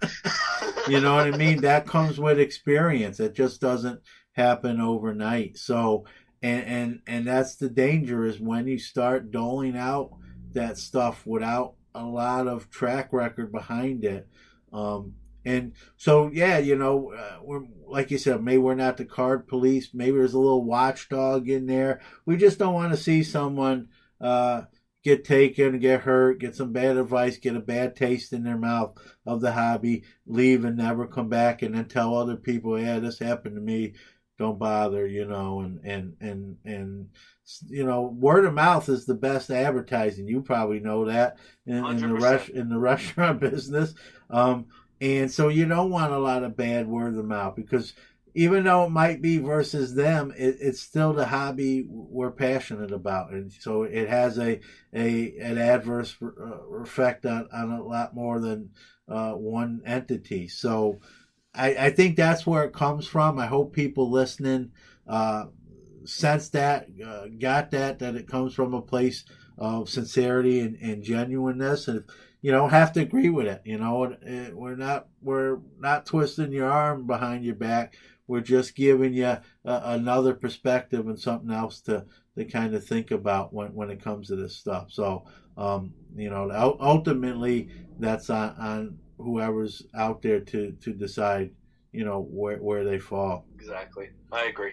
100%. So, well, it comes from the heart. Yep. It comes from a good place and no agenda other than we want people to, do all right and be okay and stay in the hobby. And that's if that's an agenda, then yeah, I guess we do have an agenda. But that's at least that's a good one. It's a good agenda. I think so. Yeah. So Luke, once again, like I said, I'm gonna have you back. Follow Luke at all those things. All his handles. I'll do some cross promotion for you as well. Very good information, and that's what it is. He's like he told you, he's not telling you what to do. He's just giving you information that can help you make a decision. But ultimately, that decision will be something you make. That's why it's called a decision. So, exactly. Again, Luke, thank you. We'll have you back, and I appreciate it. Thank you, man. Excuse me. I'd like to ask you a few questions. So it's time for our wide open segment. I had 3 or 4 questions. Due to the length of today's podcast, I picked one. It's from David Keppel off our website. And I like his question, so I'm going to read it and answer it.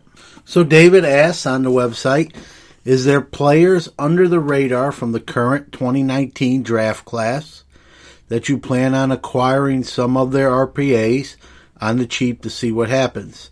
I see Justice Hill from Oklahoma State, drafted by the Skins, has cards from Legacy going for under $10. I think he might fit in real well with Washington's system, although they do have the rookie quarterback too. So I'm not sure how much it will change. They also have the rookie running back from last season who didn't get a ton of run, but I recall you saying he may still have some upside in a podcast episode reviewing the 2018 draft class. So David, first off, thanks to your question. Some of the guys you were referring to, Dwayne Haskins, Darius Geis, who was hurt last year for the Skins and may feature a prominent role again this year, barring any setbacks. The problem with Washington and Justice Hill is there's just too many running backs there. They still got Adrian Peterson, and they're going to juice him for every drop they can, being he's on the downside of his career. I think they want to see what they got long-term in Darius, so he's going to get some hand-ups.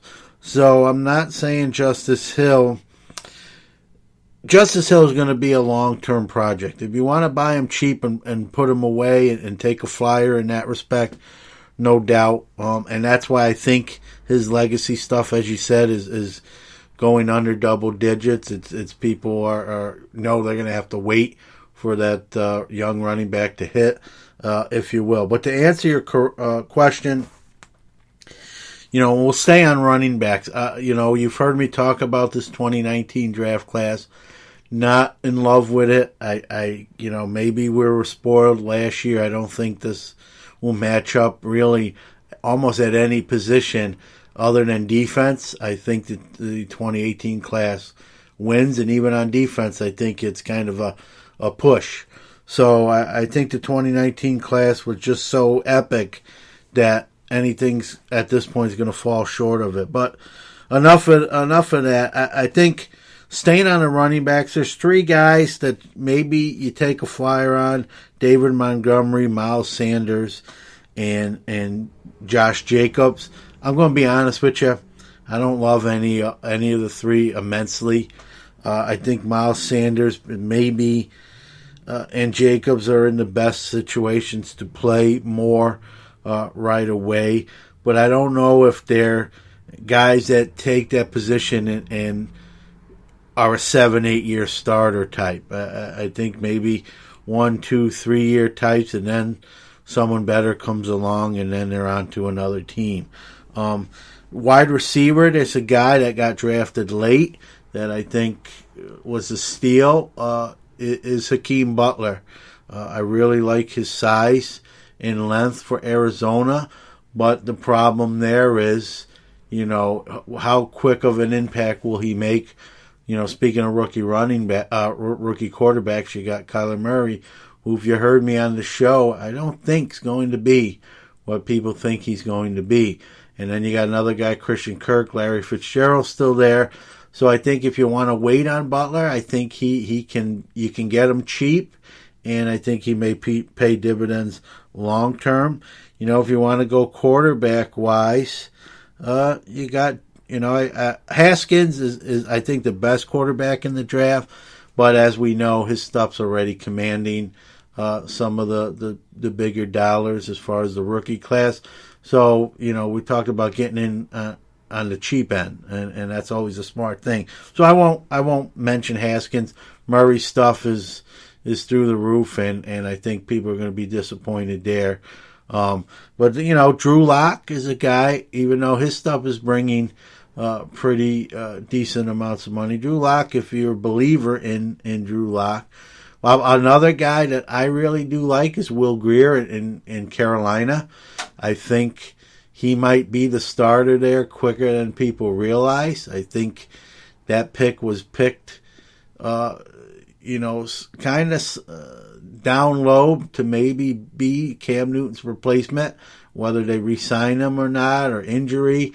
So I like Will Grier in Carolina, and so I like Ryan Finley in Cincinnati, but that's always a risky proposition. So it's not a great year. I guess you could say there's some defensive guys, but we all know defensive guys don't bring a lot of that top echelon money anyway.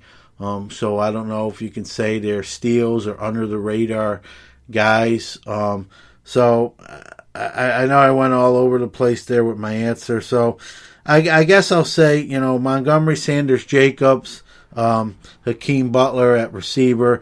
Some of the other receivers, I think the best receiver in this draft was N'Keal Harry, who went with the last pick in the first round to the Patriots. But again, if you can get N'Keal Harry on the cheap, yeah, that would be my pick. But being the first round pick of the Patriots, I don't know if that's going to sneak by a lot of people. So I'll say N'Keal Harry, Hakeem Butler, and the 3 running backs, that were the highest rated.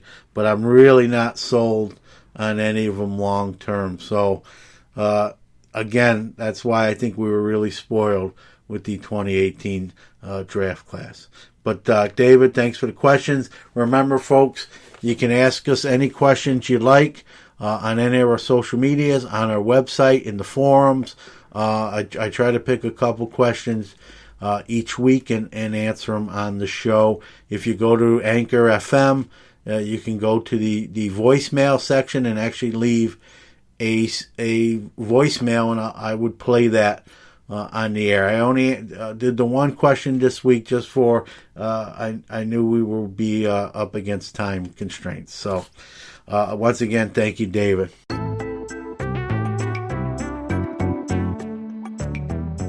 For over 25 years, Newman Sports Cars has set the standard in customer service in the hobby, including same-day shipping.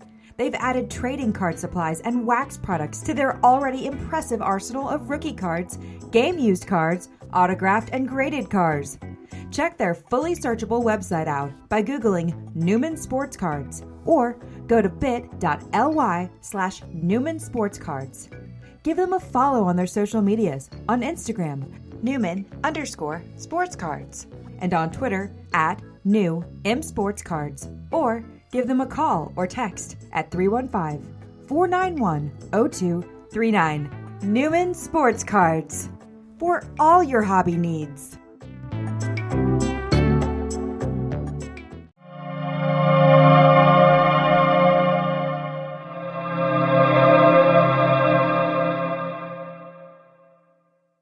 It's time for From the Box Seat.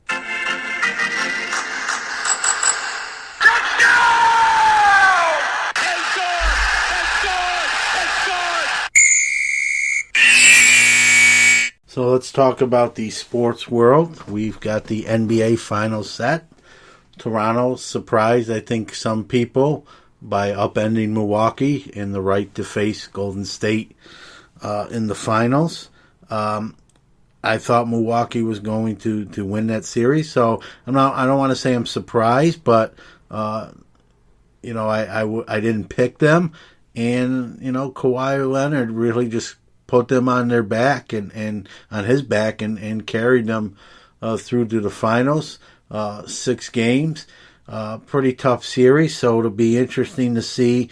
They're going to come off a lot less rest, while Golden State had almost, if not a whole week off to relax, kind of lick some wounds and get ready for the series. I think it's safe to say Golden State is the prohibitive favorite.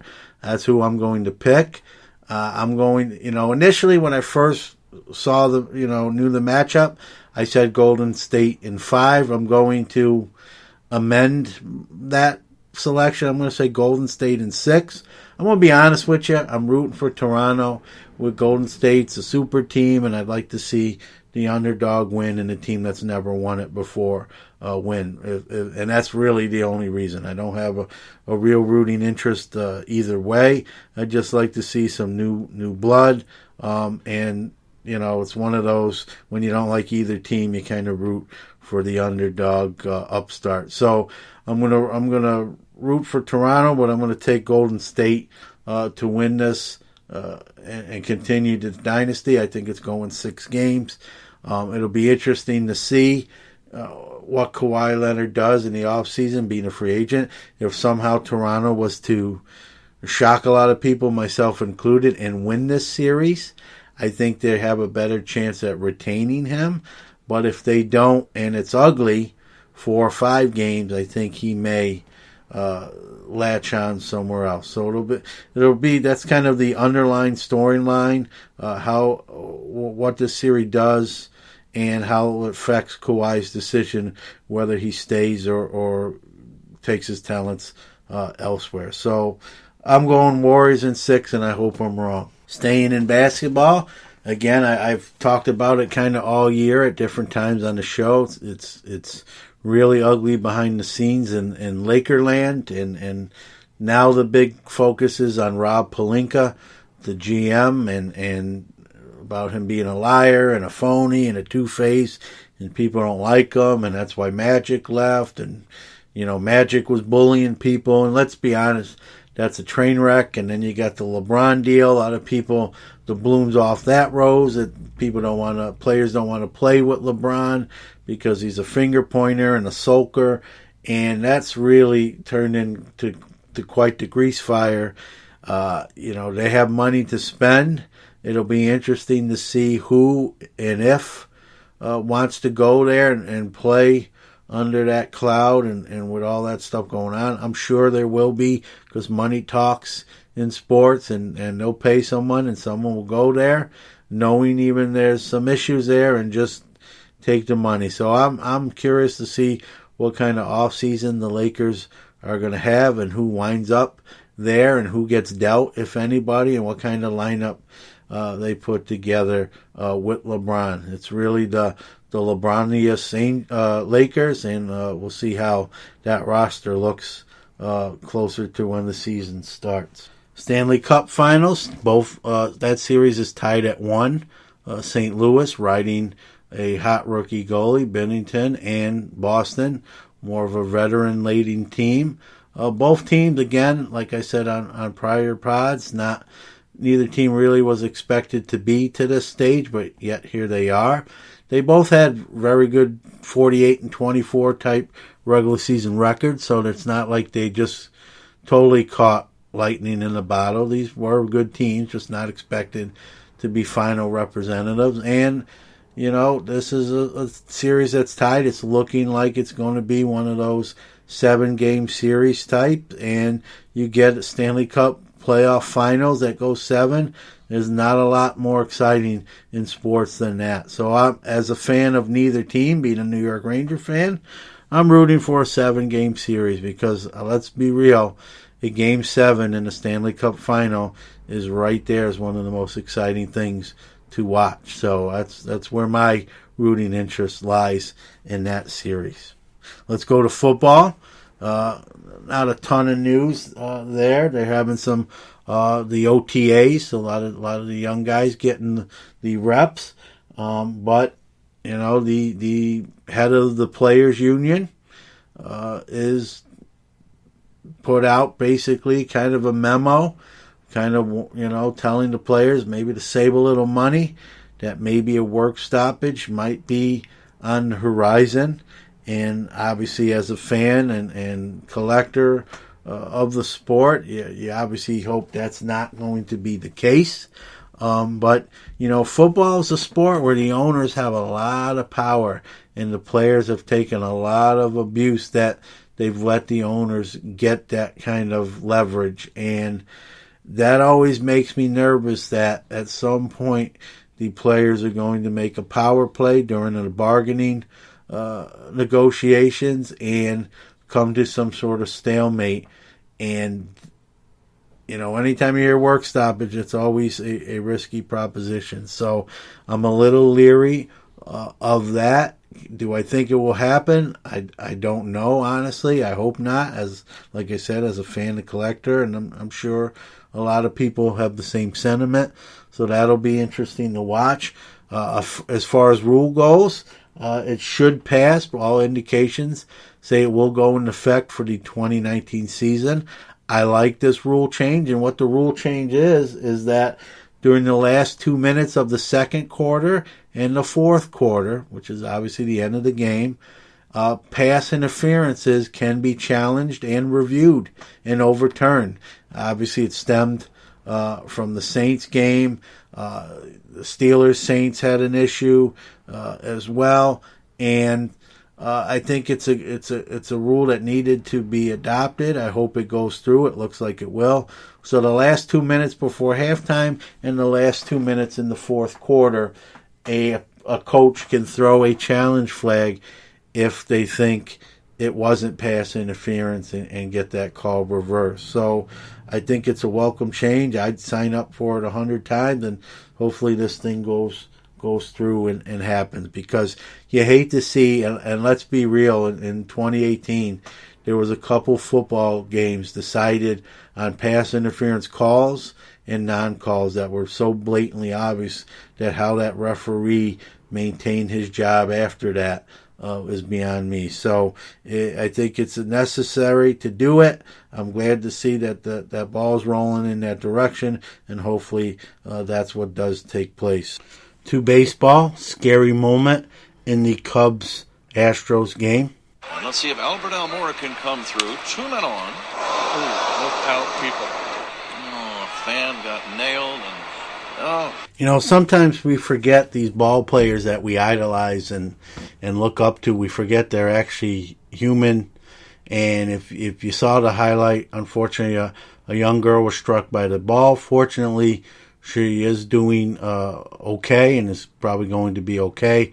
But if you saw that or saw the highlights after the fact, you saw that Albert Almora Jr. was visibly shaken and upset and crying on the field in front of thousands of people and very affected by that. While you hate to see something like that happen, as a human, it was also nice to see a player with that emotion and show that sort of emotion. And in his comments, he said that after everything is okay, he'd like to maintain contact with this young lady and make sure she's okay. And he sort of has a connection, whether he likes it or not, or the way it happened maybe wasn't fortunate.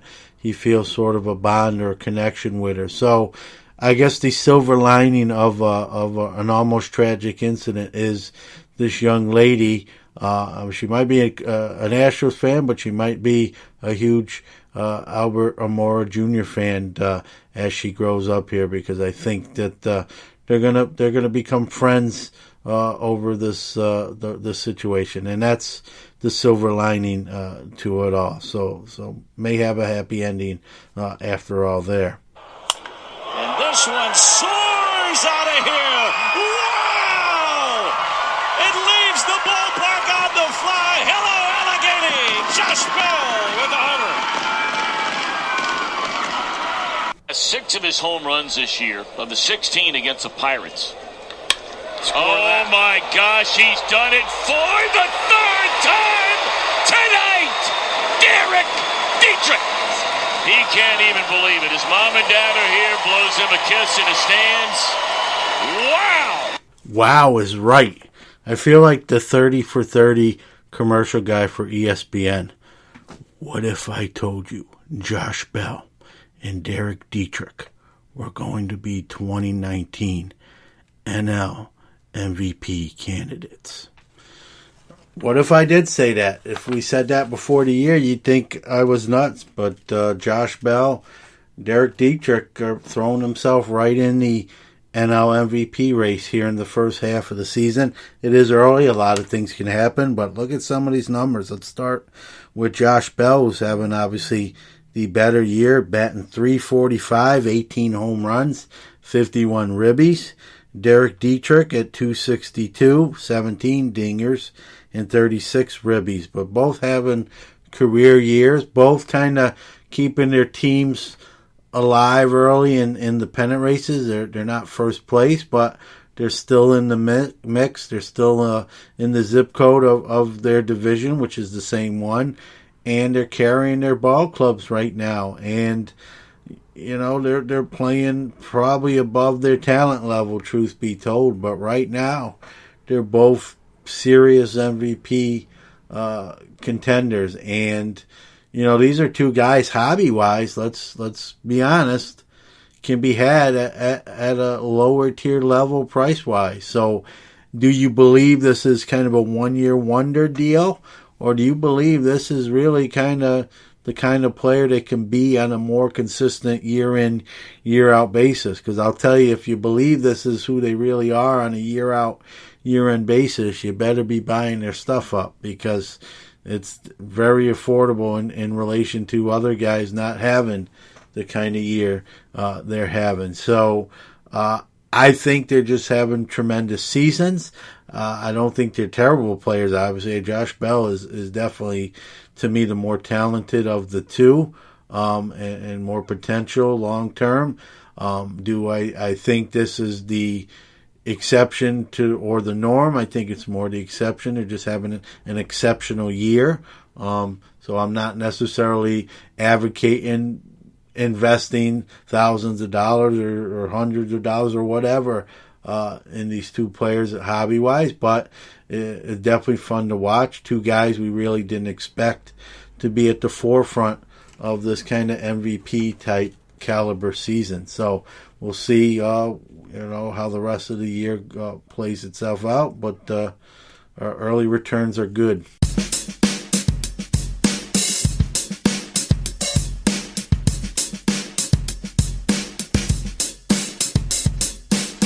So that's a wrap on episode 28 of the Sports Card Nation podcast. Thanks for being with us. We can't thank you enough. 28 episodes in, 7 months of the show. And as we always say, whether this is your first time hearing the show or your 28th, we appreciate it. You're giving your time, or whether it's on a commute to work or home or in your office or lounge or wherever you're listening to the show. That's your time that you're giving us, and we appreciate it and can't thank you enough. Again, I want to thank my guest today, Luke Pascal from the Pascal Collection. We brought it today. We didn't really hold back. Talked about some stuff. I'm sure, again, we didn't make, we're probably off a few Christmas card lists, if you will. That's okay. And it is what it is. We gave our opinions. Some of you may agree. Hopefully that's the case. Some of you may not, and that's okay too. That's what makes the hobby great. We don't always have to agree with everything anyone else says, and a little healthy debate is just that, healthy. It's not a deal breaker. You don't have to agree with everything in the hobby. It makes life a little bit more exciting sometimes. As well. So if you notice, the show had a little different feel to it today. We cleaned some stuff up. We got some ads polished up, a new open, and as we go along here, we're trying to do some improvements. If you go back, I actually don't really want to do it. I haven't listened to episode 1 really since the first few weeks it came out, but to go back and listen to episode 1 and kind of where we are today, it's night and day. And maybe I probably should do that just to really see how far we've kind of brought the show. We're going to keep that momentum going. I've got a list of guests ready to come on, and I'm appreciative of that, to give their time. And as I've said on social media, with any of our guests that come on, we don't set any time limits. Today's interview was over an hour, and it is what it is, and if someone's willing to share their time and knowledge with us on this program, I'm not going to hurry them off or tap my watch or point to the clock and do those sort of things. We're just going to go provide entertainment. So we'll have one podcast that's an hour long. We'll have another podcast that's 2 hours long. It is what it is, okay? Want to take our moment to thank our sponsors. Anchor also sponsors our program besides being our platform that we're on, so I want to thank them for that. Big shout out and thank you to Blake from Deep Fried Breaks for being our sponsor. They're doing some great stuff, great breaks, new and old. Really hitting the Bowman hard recently with the mega boxes and the regular hobby boxes. Some crazy stuff they're pulling there. And if you didn't catch it on Twitter, Blake is going to give away a $25 break credit, absolutely free through the show. Find that tweet. I'll post another one. All you have to do is follow us, Sports Card Nation, on Twitter, and follow Blake and Deep Fried Breaks on Twitter. Retweet that contest post, and you're entered. And on June 7th, we're going to give away that $25 break credit. And 2 weeks later, we'll give another one away. So it's a great opportunity to get in with a great breaker, possibly for free, depending on what spot you want to purchase, but $25 free break credit You can't go wrong there, especially with a breaker as great as Blake is. So backtrack, try to find that tweet, retweet it, follow both of us, and you're in. It's as simple as that. I'll post a new one every few days, 3, 4, 5 days, up until we draw a winner. And hopefully, if you're listening, you're going to be one of those winners. So, again, thanks to Blake. So those that know me know I'm a big Billy Joel fan. I've seen him a few times in concert, one of my favorite musicians. And if you've ever been to a Billy Joel show, you know at the end of a show, he pretty much says the same line every show, and it's basically don't take any bleep from anybody. And it's something I really kind of been raised that way. Be a good person, do good things, but at the same time, don't get taken advantage of. Don't let people walk on you. Don't be that person.